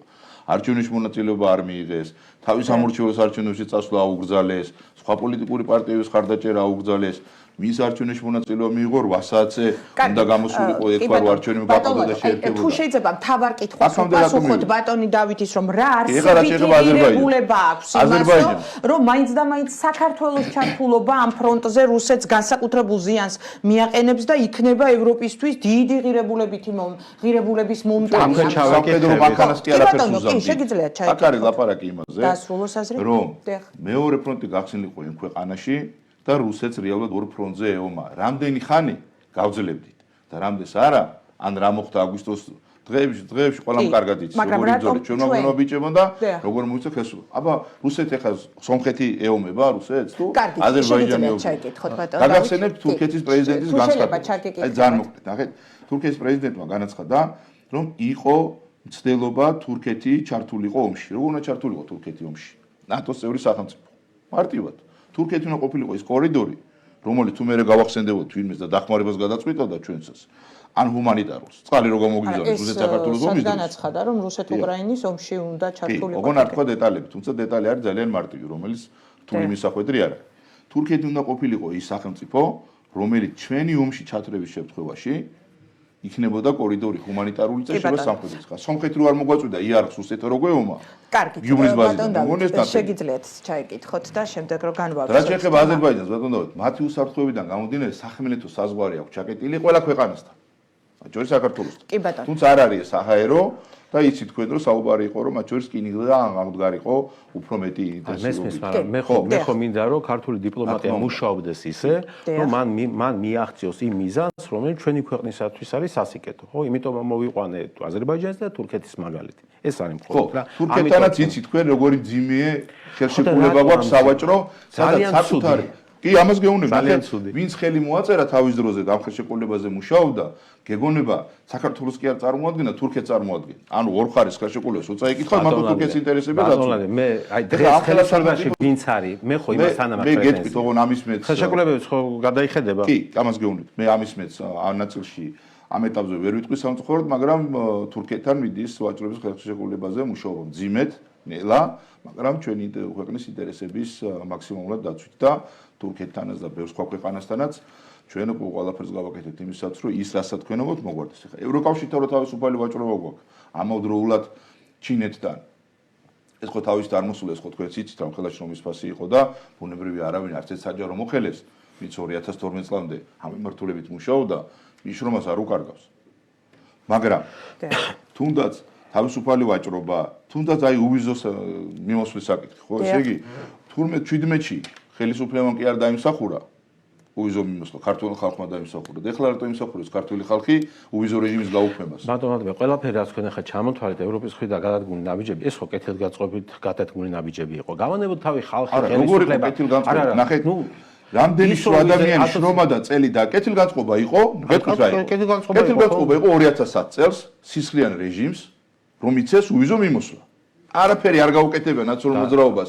საქართველოს მოქალაქეს რომ მოქცეს უვიზო რეჟიმი თქვენ ისე ხოთების რომ მოქცეს არ იყო კეთილგანწყობა. და ამას გეუბნებით, ნახეთ, კეთილგანწყობა იყო უშრომელად და უბრძოლველად ნაციონალური მოძრაობისთვის და მაშინდელი პოლიტიკური ელიტისთვის, სისხლიანი რეჟიმის ლიდერებისთვის უვიზო მიმოსვლის უფლების მიცემა. ვარ შეწუხდებოდნენ ნაციონალური მოძრაობა ძალიან გთხოვთ. მაგალითად 2017-ში ჩვენ რომ მოქცეს ეს იყო შრომის შედეგი. მათ შორის 2012 წლამდე შრომისიც. მე ხო არ ვამბობ რომ 12 წლის მერე განაცხადა ნაცები რო ეძახია ყველაფერი ჩვენ დროს მოხდა პირველად. ამის მერე ყოველ წელს ანგარის ვაბარებთ იცით თქვენ უვიზო მიმოსვლაზე და ერთი პუნქტი რო დავარბიოთ შეიძლება საკითხი დადგეს. ამდენი წელი არაფერი არ დაგვირღვევია, მაგრამ სულ გვემუქრებიან რომ უვიზო რეჟიმს გაუქმებ. მე კი არ მადარდებს ქართულ ხალხს და რა დააშოვა ქართულ ხალხმა 17-ისგან განსხვავებით ისევ აქ არა ვართ. ხო და ქართულ ეხლა თავისუფალი დიპლომატია. ახლა კანდიდატის სტატუსი გავიხსენოთ, რაც თქვენ ბრძანეთ და მადლობა ამის შეხსენებისთვის. 2024 წელს საქართველოს უნდა მიემართა ევროკავშირისთვის კანდიდატის სტატუსის მისაღებად. ეს მოთხოვნა ჯერ კიდევ 2020 წელს ჰქონდა ქართულ ოცნებას საარჩევნო პროგრამაში ჩატრილი ხელნაწერები, როგორც იტყვიან, არ იწვის და შეგვიძლია მივიდეთ და ვნახოთ ასე იყო თუ არა. თუ საქართველოს 2022-ში იქნებოდა მზად 2024 წელს რატო დაველოდებოდით? რატომ გითხეს 22-ში შემოიტანეთ კანდიდატის სტატუსი? იმიტომ რომ შეიცვალა გეოპოლიტიკური მდგომარეობა, ხო? რუსეთ-უკრაინის შორის ომი რო არ იყოს, დღესაც ასოცირების ტრიოს ლიდერი, რომელიც სახელმწიფო იქნებოდა. იმათ შეფასებით რომ ჩვენ ახლა ლიდერები ვართ. ფაქტობრივად ხო დღესაც ლიდერები ჩვენც ხო ვიცით ეს. ამას ვამბობ, ხო და აბა ეს საყვედურების მიზეზი რა არის თქო, მითხარი? არა, საყვედურების თავისუფლების ვაჭრობის ხელშეკრულებას ვასრულებ. ასოცირების ხელშეკრულებას ვასრულებ. თქვენ ისეთ რაღაცა, ისეთი არგუმენტი მოყავთ, აი ძნელია. თქვენ ისეთ რამეს აბრალით, უყურეთ, თქვენ ისეთ რამეს აბრალით დასავლეთს, რომ ძალიან ძნელია ეს გადაყლაპო. გაიგე, ომში ჩათრევა. მაშინ კითხვას გისვავთ რა. მოლდავეთი უფრო ესეთი ახლო თითქოს უფრო კარგი დამოკიდებული. ისინი რატო არ ჩაითრიეს ომში? რა ჩვენ ძალიან მამაც მეომრები ვართ, სამხედრო ინდუსტრიული ბაზა გვაქვს, ისეთი ძლიერი, ხუჯერ ძლიერი რომ მეტად აბა რა პასუხია. მოდესეთი არის ისეთი ხელისუფლება, რომელიც მათთვის მისაღებია. ანუ განადგურება უნდა და საკანონს არ მიიღებს. ბატონ ვლადიმერ, ანუ თქვენ ძახოთ ჩვენი ხელისუფლება განადგურება უნდა და ხალხის დახოცვა უნდა და ევროპას ეს იყო ჩვენ ომში არა თქვენ ძახით რომ უნდა დაგვეზიანებინა რუსეთიო და ეხლა გამოდის რომ თურმე ჩვენ განადგურებას დონია მოლდაველები კაი ხალხი ყოფილან და იმას არ ირჩიან და ჩვენ უნდა გავგანადგურონ ეს რა ლოგიკაა ამას თუ აბრალებ მე რატო გიკვირს თქვენ ესეთი დამოკიდებულება მაგто გეუბნებით ხო? ამით ხო და მაგას გეკითხებით. არ არის სწორი, ბატონო. მოლდოვას არა, ჩიხია. ეგ პოზიცია. მოლდოვას არ აქვს დაწესებული ორხრივი სანქციები რუსეთისთვის. რატო არ საყვედურობენ, სანამ საყვედური გაგიგიათ? ესეთი და რო არ გამოდიან 5 წელია ეს გავი. ხო არ საყვედურობენ. ხო კაი ურთიერთობა. ხო და რატო არ საყვედურობენ? რატო არ თხოვეს ომში ჩართვა? იმიტომ რომ ომის ჩართვის გარდა კიდე არის საკითხები, რომლებიცაც შეიძლება ხელისუფლებას ზეწოლა განახორციელო. არა. მარტივ. ეგ არ არის არგუმენტი. მაშინ თქვენ გითხარით არგუმენტი მეტი. მოდით გეუბნებით. კორუფციაში თქვენ ახლა ლიდერი არის უკრაინა და მე მოლდოვა ჩემთან შედარებით. თქვენ აბრალი სახელმწიფო ინსტიტუტებში არის ჯერ საქართველო, მე უკრაინა, მე მოლდოვა. მაგრამ ყველა გვეუბნება რომ ჩვენ სხვაგან მიდივართ თურმე, ოღონდ მიდივართ, ვერ გავიგეთ რა ვერ წავედი და რა ვერ მივედი. ბატონ ვლადიმერ, ჩვენ ვერ გავაგებინეთ სად მიდივართ, გესმით? ჩვენი ვერ გავაგებინეთ. იმიტომ რომ მაგას გიხსნით რომ მივიდოდეთ სადღაც ხო და შევცვალეთ პოზიცია. არა, როგორ შევცვალეთ? ხო და მე ვერ გამაგებინეთ. აი მე მითხარი. თქვენ მე ვერ გამაგებინეთ. როგორ შეიძლება გავაგებინოთ იმ ევროპელებს? ხო დავე გავაგებინოთ. არა, მოდი გავაგებინოთ ერთმანეთს, ხო მაგიტო მოვედით რომ გავაგებინოთ ერთმანეთს. თქვენს ვერ გავაგებინოთ. მაყურებელს გავაგებინოთ. რო ჩვენ ომში ჩართვით და რახან ჩვენ ომში არ ჩავერთვით, აირი აქედან ურთიერთობა და მე ჩვენ დასჯა მოუნდათ და ეხლა გვჟიან. არა, ესე არ არის საქმე. ჩვენ ეს რაღაცნაირად გავებუტეთ, გაბუტული ბავშვის პოზიცია გვიჭირავს, არ ველაპარაკებით. კაცო, როგორ ველაპარაკებიათ, როგორ არ ველაპარაკებიათ? კარგი, ეს 2025, მაბატე ერთ წუთი, 2025 წელს და 2026 წელს. 2 წელს მსოფლიო ეკონომიკურ ფორუმზე დავოში არ მივიღე, არ დაგვპატიჟეს. 130 ქვეყნის წარმომადგენლობა 3000 ლიდერით, გესმით და იქ არა ვართ. სომხეთისა, აზერბაიჯანისა, 130 ქვეყანაში ვერ მოხვდით და ესე იგი ფეილია საგარეო პოლიტიკის, გესმით? ფეილია და ამის მიზეზი მე ხო არ ვიცი ოცნების განზრახვა. თქვენ ამბობთ რომ არაოდო, მაგითო გეუბნებით. არ ელაპარაკებით, ან არასწორს ელაპარაკებით, აბრალით რაღაცას და რა ვიცი, თქვენთვის ისეთი პოზიცია გვებძვიან. დავოსში არ გვეძახიან, იმიტომ რომ თქვენი არგუმენტი ჩემთან მოიყვანოთ. და თქვათ რომ დავოსში რატო არ დავით? ნუ აი ხო გეუბნებით, აი სულ გაბუტული ბავშვის პოზიციით ახლა ეგ დიპლომატია არის ბატონ ვლადიმერ. ნახეთ, დავოსი. არა, დიპლომატია თუ დავოში უნდა იყოს. დავოსი. ნახეთ, ხო მაგას გეუბნებით. დავოსი არის კერძო თემა, როცა ეპატიჟებიან ლიდერებს, ბიზნესმენებს და ასე შემდეგ. იმ პატიოსანი კაცი, ვინც 2024-მდე გვეპატიჟებოდა, იმას რათა რა მოხდა და იმასა და საქართველოს შორის იმეთ კაც საორგანიზაციო კომიტეტზე საქართველოს რავაწყენინეთ ვიღაცას. კიჭიკოს ვის ბანანზე გვეპატიჟებოდა და აღარ გვეპატიჟებოდა. ხო და თქვენ რავაწყენინეთ. ამას საქართველოს არ მოიყვანეთ. არ დაპატიჟოთ, იმიტომ რომ ოპოზიციას იქ სალაპარაკო ქონდეს, რომ აი დავოსი არ დაგიძახეთ. მე რა ვარ მარტივი პოზიცია. დაგვიძახეთ დუბაიში, რა ვქნათ ეხლა. მანამდე არ ვიძახოდნენ, ეხლა პოზიცია გაქვს ბატონ ვლადიმერ, მე ისიც ხარ. ძალიან მარტივი პოზიცია გაქვს. არგუმენტი არის რომ თქვენ შეცვალეთ რაღაცა. გითხარით რა შევცვალეთ. არ დავდივართ მაგაჭკუაზე. კარგით, არ დავდივართ მაგაჭკუაზე, ბატონ დავით. ცალკე რომ ჩამოაყალიბოთ ახლა თქვენი აზრი და შემდეგ ბატონ ლადო გიპასუხებთ. ბიძინა ივანიშვილს საქართველოს ევროკავშირში გაწევრიანება არასოდეს სურდა, ამის შესახებ ევროპარლამენტარმა რასაიუკნემ ვიჩიანემ და სხვებმაც არამხოლოდ ამან იცით რომ ქვეკომიტეტში იყო საქართველოში ადამიანის უფლებების საკითხზე დისკუსია და სწორედ იქ განაცხადა როგორ ფიქრობთ რატომ ცალსახად რუსულ აი ევროკომისარმაც თქვა და ბატონმა შალვა პაპუაშვილმა თქვა რომ არავის არ მივცემთ უფლებას თქვა რომ საქართველოში რუსული მმართველობა ეს არ არის სწორი ჩვენ ეს არ არის სამართლიანი ეს იდეოლოგიური ლოიალობა არ არის ის ფაქტორი რომლის გამოც ჩვენ ვინმე პრორუსები დაგვიძახოსო. აი თქვენი ამ შემთხვევაში მოსაზრება როგორია კიდევ ერთხელ რომ ჩამოაყალიბოთ და ბატონ ლადო გიპასუხებთ. თქვენ ხომ ისე რომ ესე არ ავთვლი. დიახ. მაგრამ მიუხედავად ამისა, მე სწორედ მაგას ვაბრალი ქართულ დიპლომატიას, რომ ის ვერ ახერხებს დასავლეთში თავისი პოზიციის სათანადო დაცვას და ვინ იქნება იქ ვირას ილაპარაკებს ამ კატათაგობანას თამაში, როცა შენ დიპლომატიაზე უარი გაქვს ნათქვამი, ან ვერ აკეთებ, ან სკილები არ ყოფნის, ან კვალიფიკაცია არ ყოფნის, მერე ვიღაცის წარმომადგენლები აქ რო ეძახიან, ხა იმედებით არ მოვიყვან, ისინი გიგებენ იქ ფრონტზე, როცა შენ დიპლომატია გაქვს, როცა შენ ელჩები ყავს, წარმომადგენლები ყავს და იმ ფრონტზე როცა გიგებენ ვიღაცეები, თუნდაც ადამიანური ურთიერთობით, ხო გასაგებია რომ იქ ვინც ხანდახან ჩვენზე ისეთი კაცი დაიწყებს ლაპარაკს რომ რუქაზე რო დაუდო საქართველოს ვერც ნახავს ეს ხო ვიღაცის ხელდასმითაა გაკეთებული და ის ვიღაცა რო გიგებს რო გიგებთ დიპლომატიაში ეგ ხო თქვენი მინუსია ეს ხო ხელისუფლების მინუსია კი არ მიგებს არ გიგებს რა ჭირდება რომ ილაპარაკოს არა გიგებს თქვენ გონიათ ეხლა გინაგდებათ რას ამას ხომ არ იციან რეალურად საქართველოში რა ხდება მე დასაუკუნეებიანი არის ყოველ X-ე ჯერ პოსტი გამოაქვეყნა და მე შევარდი პრეზიდენტის სასახლეში. ისიც კი დაასო გამზადებული პოსტი ქონდა. სათანადო სიმაღლეზე. ქართული ხელისუფლება რო იყო სათანადო სიმაღლეზე, რო ქონდეს გამოცდილი დიპლომატია, კვალიფიციური დიპლომატია, მე დარწმუნებული ვარ იმ რესურსებით, რომელიც საქართველოს გააჩნია, მოიგებს. ვიდრე იდეოლოგიურ ხარს. ყველაფერს უწუნებ, ყველაფერს. იმიტომ რომ თუნდაც მათი იდეოლოგიით მოქმედებით ისინი აგებენ, გესმით, ვერ იგებენ. დიახ. რო იგებდნენ, კიდე რაღაც სიტყოდი, რომ რაღაცა გეზია, ფლაგეზია, თქვენ ანუ რა არის თქვენთვის საგარეო პოლიტიკაში მოგება? ნატოში ჩვენი შესვლა ეს ხო ქიმერად გამოიყურება, ხო? იმავე უკრაინის ჩვენ ვარ პატარა ქვეყანა. ჩვენ ვარ პატარა ქვეყანა და ჩვენ ვერ ვიმოქმედებთ მარტოდ. ჩვენ აუცილებლად სამყაროში გვჭირდება მეგობრებიც, ხარდამჭერებიც, რა ვიცი, ალბათ სტრატეგიული მიზნები უნდა გქონდეს საერთო ბევრ მათგანთან, რომ ჩვენ თავი ვიგზოთ უსაფრთხოდ, გესმით? და ამას ესე სანდრომ რომ მოიყვანა შედარება ოპოსუმის პოლიტიკას, ახლა ჩავწვეთ იქა და არის არავინ შეგვამჩნიოსო, ხო? ეს არ არის პოლიტიკა, ასე ვერ ვიმოძრავებთ. უბრალოდ ვერ გადავრჩებით, გესმით? მაინც მოვაფთარ და მაინც შეგვჭამს და ამიტომ დიპლომატია ეს არის ინსტრუმენტი, ოღონდ დიპლომატია სჭირდება საუბარი, საუბრის უნარი, შენი პოზიციების დაცვის უნარი.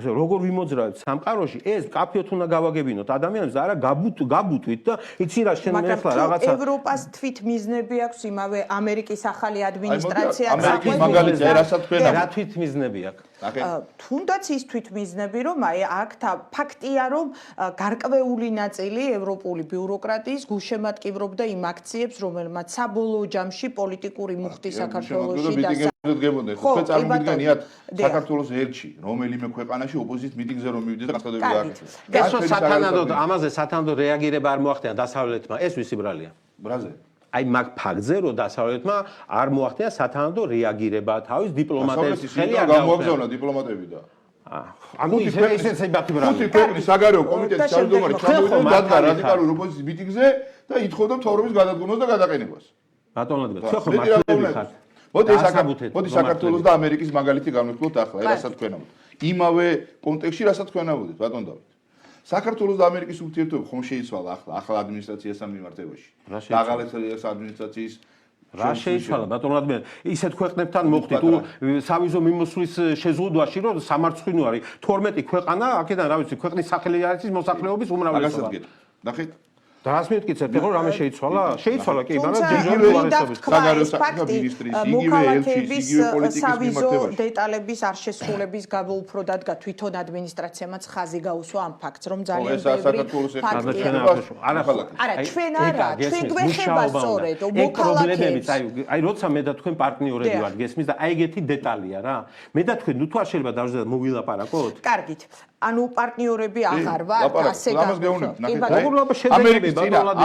ამერიკის წინა ადმინისტრაცია და წინა ელჩი შავი დღე გაუგთენდა დემოკრატიას რო გახსოვთ თქვენ და თუ ვინმესთან რამე კავშირი ჰქონდათ არასამთავრობო იყო თუ მედია იყო თუ ვინმეს ოდესმე ხელფასი გადაუხადეს სიების მიხედვით რო გამოიყვანეს და მიზნზე დააყენეს და კინამ გადაწვეს და გადაბუგეს ეს ქვეყანა დღეს როგორ იქცევა ამერიკის ელჩის მოვალეობის შესრულებელი ისე არა ეს ჩვენი დამსახურება არა ამერიკის კი ბატონო იყოს ამერიკის აქაც არის ლოგიკა რა რომ წინა ადმინისტრაციას რა პოლიტიკის გატარებაც აწყობდა და უნდა ჩვენთან მიმართებაში იმას ატარებდა და ახლა სხვა პოლიტიკის გატარება უნდა ახალ ადმინისტრაციას და ატარებს შენ რაც არ უნდა ელაპარაკო და რაც არ უნდა ზეწოლა მოახდინო წყალებში დიპლომატიურად უთქო ჩვენ პარტნიორები ვართ და სტრატეგიული პარტნიორობა გქონდა და ახლა ასე რატომ მეკცევი ის მაინც ისე მოიქცევა როგორც იყო იგივე ხდებოდა ევროკავშირთან მიმართებაში და ხდება ახლაც როცა ჩვენ ასოცირების ხელშეკრულება რაც ყველაზე მთავარია და ძვირფასია დღესაც ვასრულებთ ვინმეს უთქვამს რომ ასოცირების ხელშეკრულებას არ ასრულებთ ხო თავისუფალ ვაჭრობას არ ვასრულებთ ვინმეს უთქვამს ქართული პროდუქცია თურქეთში რო ვერ მოახერხეთ რასაც თქვენ ამბობთ და გითხარით ამის მიზეზი რა არის ევროპაში ხო ნებისმიერ ადგილას არის ნებისმიერ მაღაზიაში ნებისმიერ თქვენ ეხლაც მითხარით მიზეზი რომ ქართველი ხალხი არ ღვევს რაღაც ავიზო ნორმას და მაგითო შეცვალოთ თქვენ გონიათ მარტო ქართველი ხალხი არ ღვევს მაგას სხვა ქვეყნები არ ღვევენ ამ 12 ამერიკასთან მიმართებაში კი ამერიკასთან სხვებიც არ ღვევენ რა თქმა უნდა ხო მაგრამ სხვებთან რატო არ გაუარესა ეს ავიზო მიმოსვლა რატო გაუარესა ეს ყველასთან გაუარესა განასთან ერთად არა რა თქმა უნდა ეხა გერმანიის მოქალაქეებზე ამას არ დაძ გერმანიის მოქალაქე არ ჩადის იქ ტურისტული ვიზი და მე არჩევა და ტრაილერით თხოვლად არ მუშაობს ეს ხო ვიცი ჩვენ ეგ ვიცით მაგრამ 130 ქვეყანა ისე უკაცრავად 12 ქვეყანაზე ლაპარაკდა რამდენი ქვეყანა ჩადის ამერიკაში ემიგრანტი რამდენი ქვეყანა ჩადის ამერიკა ზოგადად გაამკაცრა საიმიგრაციო პოლიტიკა. ხო და ჩვენ მოვხდით იმ ზოგადად თორმეტში ყველა ქვეყანასთან მიმართებაში, ზოგადად ყველა პროცედურებთან მიმართებაში. აქაც კიდევ ქართულ ხალხს დავაბრალოთ. ვინც გადაწყვიტავს, რომ წავიდეს ამერიკაში, უნდა იცოდეს, რომ ამერიკაში დარჩენა დაუჯდება მინიმუმ $15,000. ასეთი აქვს მათი მიდგომა. მაგრამ თქვენ რო შევძანდით, შეიძლება ეგ დეპოზიტი არ მოგთხოვოს. ეგ მესუზადო. კარგი, მე ასე გეუბნები რა, ჩვენ რას მოვხდით ვაკეთებ? 12 ქვეყანაში და კი, საწყენია ეს. და ამასაც რა თქმა უნდა, დიპლომატიას საწყენია. ვაბრალი. გესმით? რა თქმა უნდა. თუმცა იმიტომ ყველაფერს თავის მიზეზია, ყველაფერს მოძებნით მიზეზს. მიმართებაშიც აქაც ითქვა, რომ ეს არის დროებითი მექანიზმი, რომელიც უნდა მუშაობდეს 2 აპრილიდან. ჩვენც კი არ კიდევ მე ძალიან ბევრი ქვეყნისთვის, ამას გადაწყვეტავს ინდივიდუალურად საკონსულოს თანამშრომელი ინდივიდუალურად მოქალაქესთან მიმართებაში, თუმცა საწყენად არა მარტო ჩვენთან მიმართებაში, ამერიკას სტრატეგიული პარტნიორობა დოკუმენტი ჰქონდა, მაგრამ ვიზების პრობლემა ჩვენ მუდმივად ჰქონდა. მუდმივად რიგები იდგა და დღესაც არ აქვს პირდაპირ მიმოსვლა თქვენ ამაყობთ იმ ფაქტით, იმაზე უარესი იყო წინა ადმინისტრაციის დროს. თქვენი ხელისუფლების პირობებში მოხდა სწორედ უვიზო მიმოსვლის მიღება, ხო? ვიზა ლიბერალიზაცია საბოლოო ჯამში შევიდა ძალაში და ამ შემთხვევაში მოქალაქეებმა მიიღეს. ძალიან ბევრჯერ და ხაზგასმით ევროპული ინსტიტუტების წარმომადგენლები ამბობენ, რომ შესაძლოა ეს ფაქტი იცით, რომ დიპლომატიურ სტატუსის მქონე პირებთან შეჩერებულია ეს თემა, ხოლო თვითონ მოქალაქეებთან აი ხომ არ დადგება დღის წესრიგში ეს რაღაცნაირად ხშირად ოპოზიცია მუდმივად აქცენტს აკეთებს ამაზე, რომ საბოლოო ჯამში, რომელიც მნიშვნელოვანი თავის ტკივილი შესაძლოა გახდეს, რომ უვიზო მიმოსვლა რიგითი მოქალაქეებისთვისაც შეზღუდულ ფორმატში გადავიდეს, ხო, ევროპულ ქვეყნებში. ხომ არ იქნება ეს ძალიან დიდი დარტყმა. გათვლილი გაქვთ ეს პრევენციულად ხელისუფლებას. ევროკავშირი 61 ქვეყანასთან და მათ შორის საქართველოსთან აქვს უვიზო მიმოსვლა. ევროკავშირმაც ასევე დაიწყო საიმიგრაციო პოლიტიკის გამკაცრება ზოგადად. ქვეყნებთან მიმართებაში და შექმნა მექანიზმი, როგორ შეიძლება რომელიმე სახელმწიფოს შეუჩეროს კონკრეტულად თავისი მოქალაქეების სახელმწიფოდან წევრი სახელმწიფოებიდან გამომდინარე სხვა ქვეყნის მოქალაქეებს. რისი რესურსიც ჰქონდათ დამოუკიდებლად შეთანხმების გარეშე და ამ მექანიზმის მიღებამდე იყო ის, რომ ნაციონალური მოძრაობის ლიდერები დააჯილდოვეს 2010-ში, იარეთ უპრობლემო დიპლომატიური პასპორტებით, ხოცეთ ხალხი ციხეებში, ხრიტეთ, ბიზნესი, მედია, რაც გინდათ აკეთეთ, ოღონდ ჩვენთან უზოდიოს. ახლა ამ ხელისუფლებას ჯიანი და ეუბნებია, რომ თქვენ ვერ შემოხვალ ჩვენთან ვიზის გარეშე წადით ვიზაზე დადექით რიგში, ან შემოდით ჩვეულებრივი მოქალაქის პასპორტები. ეს ერთმანეთს რო შევადაროთ. ახლა მეორე, მე ვახსენე წლიური ანგარიში, ჩვენ წელიწადში ერთხელ ვაბარებთ ანგარიშს, როგორც სახელმწიფო, რას ვაკეთებთ? პარლამენტი ამ მიმართულებით მაგალითად იგივე როცა ჩვენს გავამკაცრებთ. ჩვენს რო გავამკაცრებთ ახლა სავიზო რეჟიმი, საიმიგრაციო პოლიტიკა და ერთ თვეში შინაგან საქმეთა სამინისტრო მიმდენი არალეგალი გააძევა საქართველოსთან 10 წელიწადში ვერ გაგვიძევებია. ესეც ამ პოლიტიკის ნაწილია. რომ ჩვენს პარტნიორებს უნდა ქონდეთ გარანტია, რომ ჩვენგან მესამე ქვეყნის მოქალაქე ვერ შეძლებს ევროკავშირში შესვლას. ის რომ პასპორტები გამოიცვალა, პირადობის მოწვევები გამოიცვალა, კიდევ უფრო უსაფრთხოა, კიდევ უფრო მაღალი დონის დაცვა არის და ასე შემდეგ, ესეც ამ პოლიტიკის ნაწილია. ამიტომ თუ პოლიტიკური გადაწყვეტილება არ მიიღეს, რომ ქართველი ხალხი, რომელიც გვიყვარდა 2017-ში, ახლაც გვიყვარს 26-ში, მაგრამ 17-ში თქვენ მოგეცით უვიზო მიმოსვლა, თორე ხელისუფლებას კი არა. ახლა ქართველი ხალხი რატო უნდა დასაჯო? ქართველი ხალხმა რა დააშავა? მე დამსაჯონ არ შემიშვან კი ბატონო დიპლომატიური პასპორტით, თუნდაც ჩვეულებრივი პასპორტით არ შემიშვან, გავიგებთ. მაგრამ ქართველ ხალხთან ეს საკითხი რატო დგას? ვინმე ხო უნდა გუთხრას ქართველ ხალხს, იცით რა? აი თქვენ ხელისუფლებას რო უნდა გაეკეთებინა, ახალი პასპორტი არ გააკეთა. აი საქართველოს მოქალაქის პასპორტი აღმოჩნდა, რომ რომელიღაცა მესამე ქვეყნის წარმომადგენელს აქვს. რო თქვენი პასპორტი სანდო არ არის, თქვენი პირადობის მოწვევა სანდო არ არის, არასრულებთ რაღაცა რეგულაციებს. ამას ვერ ეუბნებიან და ვერ წეტყვიან, იმიტომ რომ ჩვენ ამას ვასრულებთ. აი ეს არის პრობლემა. და რაც შეეხება რადიკალურ ოპოზიციას, ჩადიან, ეხვეწებიან, უვიზო მიმოსვლა გაუუქმეთ. რომ ქართველი ხალხი გაგიჟდეს, გადაერიოს, ქუჩაში გამოვარდეს, როგორმე დაამხოს. გამოვლენ კაბინეტად ლაპარაკობენ, რომ ჩვენო ამაზეო ლაპარაკიო. არ ქონიაო. აბა რატო დგას ეს საკითხი დღის წესრიგში?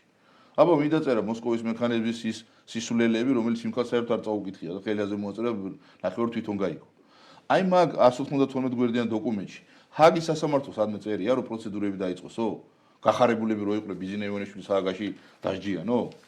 ჰაგაში დასაჯელი ვიც არის ჯერ აგერაძის რუსთავში და მოვა მაგის დროს, მაგრამ ეს საკითხები ვინ წამოწია? ვინ არის ბედნიერი ამ სამორწყინო არა, ქიმიური იარაღის შესახებ 1992 წლის კონვენციის წევრმა სახელმწიფოებმა შეიძლება მიმართონ ოპეცეს აღმასრულებელ საბჭოს საქართველოს ხელისუფლების მიერ ქიმიური იარაღის სავარაუდო გამოყენების ფაქტის გასარკვევად. რეკომენდაციებში წერია ეს ბატონო. ანუ წევრმა სახელმწიფოებმა არ იციან რომ შეუძლიათ რომ მიმართონ და ამ სისულელეს ტექსტში ექსპორტ ჩაეწერათ, ისე ვერ გაიგებდნენ ის ხალხი. და ეხლა მარტივად გეუბნებით. წელწადნახევრის წინ თუ აკრძალული ქიმიური ნივთიერება გამოიყენა საქართველოს, რომელიც მაგ კონვენციის ის არის, რა ქვია, წევრი ჯერ კი 1992 წლიდან. ვერავინ ვერ გაიგო ერთსა ჩვენო პარტნიორმა. მარტო თუთიყუშმა გაიგო ბუმბულები რო გაცვიდა და ძაღლი რო აღარ პატრონს. ეს იყო შედეგი ქიმიური იარაღის გამოყენების, კამიტის. რომელიც იმის გამო აიგზალა პირველი მსოფლიო ომის მერე, რომ კლავს ადამიანს უბრალოდ. გასაგებია. კი ბატონო, თქვენი პოზიციები გასაგებია, ბატონ დათოსთან უნდა გადავინაცვლო რაღაცნაირად ასევე და განვავითაროთ შემდეგი თემა სტიგმატიზაცია საკითხის იმავე რუსეთთან დიპლომატიური ურთიერთობების აღდგენა. ბატონმა ლადომ ბძანა ასეთი თემა, რომ თქვენ ბძანეთ თუ არც ერთ ფრონტზე არ ვივარგეთო ხომ რეალურად საგარეო პოლიტიკაში. ფიქრობთ თუ არა რომ რუსეთთან რაღაცნაირად ურთიერთობების დაწყების დრო მოვიდა იმ გაგებით რომ თქვათ მასთან თუნდაც იგივე ჩვენი სადავო ტერიტორიები ოკუპირებული ტერიტორიების საკითხის განხილვა და მოთხოვნა უნდა დადგეს დღის წესრიგში. როგორია თქვენი და თქვენი პოლიტიკური გუნდის პოზიციები ამ საკითხთან დაკავშირებით? მაგ მოთხოვნის დაყენებაში ხო არ არის საუბარი არის პოლიტიკის წარმართვაში. ამას იმ დებატებზე მახსოვს შალვა პაპუაშვილი იძახდა, რომ აი ჩვენი ორი ეროვნული ამოცანა გვაქვს ტერიტორიული მთლიანობის აღდგენა და ეკონომიკური კეთილდღეობა. 14 წელიწადი არის ქართული ოცნება ხელისუფლებაში. რუსეთს გავანებოთ თავი. აფხაზეთთან რამე სახის კომუნიკაცია თუ გსმენიათ. გარდა იმისა, რომ კი აფხაზი მიქაურები ჩამოდიან რაღაც ვეხმარებით, სამედიცინო დახმარებას უწევთ, რაღაც აი დონის სახალხო დიპლომატიის დონეზე ვართ, მაგრამ ოფიციალურ ფრონტზე გარდა რაღაც მექანიზმების, სადღაც აი მესამე მხარეზე გვაქვს გადასროლილი ეს ამბავი და ერთი ნაბიჯით, აი წყარით წინ არა ვარ წაწეულები, გესმენთ? და როგორ შეიძლება ეროვნული აცხადებდა ეროვნულ ამოცანას, რომელზედაც არც კი აი ერთი ნაბიჯი არ გადაგიდგია წინ. ანაქამდე ვინ დაუშალა რუსეთთან ლაპარაკი, ან სხვასთან როდის დაუშალეს ლაპარაკი. მაგას ვიძახი და მთელი აქცენტი საგარეო პოლიტიკის, აი როგორ გითხრა და ცუცაც ვერ ვიტყვი რა, არა გვაქვს საგარეო პოლიტიკა, რაღაცას ვთამაშობ და ეს კატა თაგობანი რაღაც რეზოლუციას მაშინ რო ვიღებდით ევროპიდან რაღაც კანონებს და ასოცირების ხელშეკრულებას და სულ რაღაცებს ვიღებდით, რავი, ზედმიწევნით და გეგმის გადაჭარბებით ვასრულებდით ყველაფერს რა. რაღაც მიყვებოდით ბიუროკრატიის დავალებებს რა და წეგან ბატონ ვლადიმერმაც რაც ახსეა რომ აი ესო ჩინჩინა ის მართლა ვაკეთებთ იმას წიჭკებით ეს რაც მოდის რომ ის ვერ მოგვედაოს ბიუროკრატიულ ნაწილში აი მოფწიჭკეს ეს გავაკეთეთ შენგან არაფერი ინიციატივა არა შენგან არაფერი არ მოდის შენ არაფერი არ გინდა და ეხლა იმას ვარ და ეს იზმნება და ყველაფერი ამის გასასამართლებელი ისაა რომ რა ვიცი გვებძვიან ხო და აფხაზეთთან მიმართებაში ხო რა ვიცი მე რუსეთთან აღამდერატوار ვინ დაგუშალა ლაპარაკი ვინ ლაპარაკი დაგუშალა ჩვენ თვითონ გატრონულები ოპოსუმებივით ხმას არ ვიღებთ მარტო ეს ადრეგზონია ხდება რაღაცნაირად ან რუსეთთან ურთიერთობა თითქოს აი როგორ შეიძლება რუსეთ ხوار გაქრება ეკა რუსეთ ხوار გაქრება და ამას ვამბობთ ჩვენც რომ სტიგმატიზაცია ხდება რა სტიგმატიზაცია ხო და რომ ვამბობ 14 წელიწადია რუსეთთან რატო არ ვილაპარაკეთ ამ თემაზე სხვასთან რა ვიცი მე სხვებთან რატო არ ვილაპარაკოთ ამ თემაზე სად არის პოზიცია, სად არის ნაბიჯები, სად არის რა ხალხთან, კაცო, ხალხთან გეუბნები, გახსენის საზღვარი, ბოლო-ბოლო ივაჭროს ხალხმა რაღაც ურთიერთობა ხდეს, რაღაც და შენ გაანები თავი, შენ ნუ იქნები იქ რაღაც შემზღუდავი ფაქტორი, კაცო, ისინი თუ იქნებიან, იყვნენ, შენ პირიქით გახსენი და ის ხალხი მოწიეს შენსკენ. აღადგინეს ურთიერთობები და რაღაცა გვაქვს აქ სამინისტროები ისინი აფხაზეთის და პროსფაქტუმ რა არის აი ფორმალურ ნაწილში რაც ბატონ ვლადიმერმა თქვა 100%-იანი ყველაფერს ზედმიწევნით ასრულებენ წკი ჩინჩინა ხო მაგრამ პოზიცია არა გაქვთ ბატონ ვლადიმერ პოზიცია არა გაქვთ აი ეს და ბიუროკრატია აღარ მოგივიდათ იმაში შპარგაკას გიგზავნიდნენ აკეთებდით ეხლა შპარგაკა გაგიჩერეს და გაიბუტეთ რომ ვეღარ აბარებთ გაკვეთილებს ნიშანს ვეღარ იღებთ და პრობლემა გაქვს, ნუ შპარგაკა აღარა გაქვთ. კარგია, ნიშნამდე რომ დავედით, მარტო. ნიშნამდე დავედით, ხო. შედვართ კლასში სამივენი. ჩვენ კარგად მეცადინეობთ, ჩვენი ორი კლასელი ცუდად. გამოგვიძახეს მასწავლებელი იმას 10-იანებს უწერს, ჩვენ 2-იანებს. დისკომუნიკაცია. წლის ბოლო მოვიდა მასწავლებლის დირექტორი შემოყვა, გახსოვთ თქვენ? ესეთი 10-იანისთვის უკრაინას რო ეწერა. ხო, მაგას გეუბნებთ, ხო. წლის ბოლოს მოვა მასწავლებელთან ერთად სკოლის დირექტორის და გვეუბნება, რომ ეს ორი ბავშვი ახლა გადავა შემდეგ კლასში და თქვენ ისევ მაგ კლასში უნდა დარჩეთ. მარტო შემოგვიდგა კი არ გამოყვება, კლასში ვწოვები. ჩვენ მაინც მეცადინე ვთ. სახში, სკოლაში კლასი მაინც დაწვეულდა. დადავაშავეთ, აბა მასწავლებელო გვიდგა. იზეპირებ. ეს აი, ეგ დამასწრო. თქვენ ახლა ის ეგ კლასში, სკოლაში ხო იცით, თქვენ იგეყოლებათ კლასში, რომელიც ზუგრაჩკები, კი ბატონო, ხავდა ზუგრაჩკები, რომელიც სუხოთიანებს ზებულობდნენ. კითხები დაგვიშვან იქნება ზეპირა დავიშვით. კლასიდან გარეთ რო გავიდოდნენ, ერთ ამოცანას ვერ ამოხსნიდნენ, გესმით? ხო და. ხო და ამიტომ კლასიდან გაუსვლელად საჯაროდ რთული ამოცანები გამოგვიგზავნა. არ დავიზუთ. უმაღლესი მათემატიკიდან გამოგვიგზავნა. თქვა ძალიან შესანიშნავი ფრაზა იმავე რუსეთთან მიმართებაში, ხო? აი აფხაზეთთან მიმართებაში. მოდი ვთქვათ, გავანებოთ რუსეთის ფედერაციას თავი, აფხაზეთთან მიმართებაში. ხელშესახები ძვრები და კომუნიკაცია არ არისო თვითონ და აი რაღაცნაირად გათიშულია ეს ველი, ხო? არ არის ლიტერალური ბმა არ ხდება, ხო? ამაზე ლაპარაკობთ. საერთოდ არის ის რა ხდება, მართლა რაღაცა ხდებოდეს. გონზე არ არის ხალხი ამ მიმართებით რა ხდება. თუმცა მოდით უნდა მე გავიხსენო ის ფაქტი, როდესაც ბიძინა ივანიშვილმა წინა საარჩევნო თქვა ესეთი გენიალური იდეა, რომ ომების შემდგომ საერთოდ ხო ორი მხარე, რომელიც ერთმანეთში დაობს, ერთმანეთს უნდა ბოდიში მოუხადოს. აი ესეც კი რაღაცნაირად მიუღებელი და სტიგმატიზაციის ჩარჩოში მოექცა, ხო? და რაღაც არ არის ის პერიოდი, სათანადოდ ამუშავებს ხელისუფლება და საზოგადოებრივი აზრი თუ რასთან გვაქვს ბატონლადო საქმე. ზუსტად მაგასთან გვაქვს. თუმცა აი ქონდა ეს ცდელობა, ხო? ბიძინა ივანიშვილს მე მახსოვს წინა საარჩევნოდ მან თქვა, რომ აუცილებლად უნდა დაალაგდეს ეს ურთიერთობები და ჩვენ ორგანულად ერთი განცხადებებით ყველაფერი არის აჟურში. სულ აი ეროვნული ინტერესებია ჩვენი, ეროვნული ამოცანებია ჩვენი, ეკონომიკური კეთილდღეობა ისა და აგე ვიზებს ვარღვევთ, იმიტომ ხალხი გარბის ამ ქვეყნით და იმიტომ ვარღვევთ. თუ ეკონომიკური ზრდა და რაღაც პოტენციალია და ხალხი ხედავს გზავნილ და პერსპექტივაში აქ აყვავებას, რატო გარბიან, რატო არღვევენ სავიზო რეჟიმს, რატო ხდებიან ამ კაბალაში, ან რატო ემუქრებათ ხვალე ევროპის ვიზების გაუქმება, რატოა ეს პრობლემები? თუ ყველაფერი კარგად. თქვენი მოსაზრება. განცხადებებით ცოცხლე განს. ეკონომიკური ზრდა რო გვაქვს, ამას ამბობს არალადო ბოჟაძე, არა მსოფლიო ბანკი. სავალუტო ფონდი, აზიის განვითარების ბანკი, ევროპის ეკონომიკის ბანკი და ასე. ოღონდ ექსპორტი გვაქვს აზერბაიჯანში 300 მილიონი დოლარის ავტომობილების, რომლის წარმოებლები ჩვენ არა ვართ გაგრძელებული. ნავთობიც არა გვაქვს, მაგრამ ექსპორტს ვაწარმოებთ, იმიტომ რომ პოლოში ხარხანა, რომელიც აღმოჩნდა რომ არ ყოფილა დასაქცირების ღირსი. და კანონი ერთ თვით ღებულობს ამუშავებს და ამუშავებს ქვეყანაში. მაგის მიზეზი რა არის? ხო, ასე რომ ეს ეხლა რაც შეეხება აფხაზეთთან და ოსეთთან ურთიერთობას, ისინი ჩვენი ქვეყნის მოქალაქეები არიან და ყველა იმ სიკეთით სარგებლობენ და შეუძლიათ ისარგებლოს ნებისმიერმა, მათ შორის უვიზო მიმოსვლით და აღარაფერს ლაპარაკობ განათლების თუ სამედიცინო თუ ბევრი სხვა პროექტების. ის რომ აფხაზეთის მხარე კონტაქტზე არ გამოდის, გულისხმობ მათ დროებით ხელისუფლებას ამ შემთხვევაში, ხო?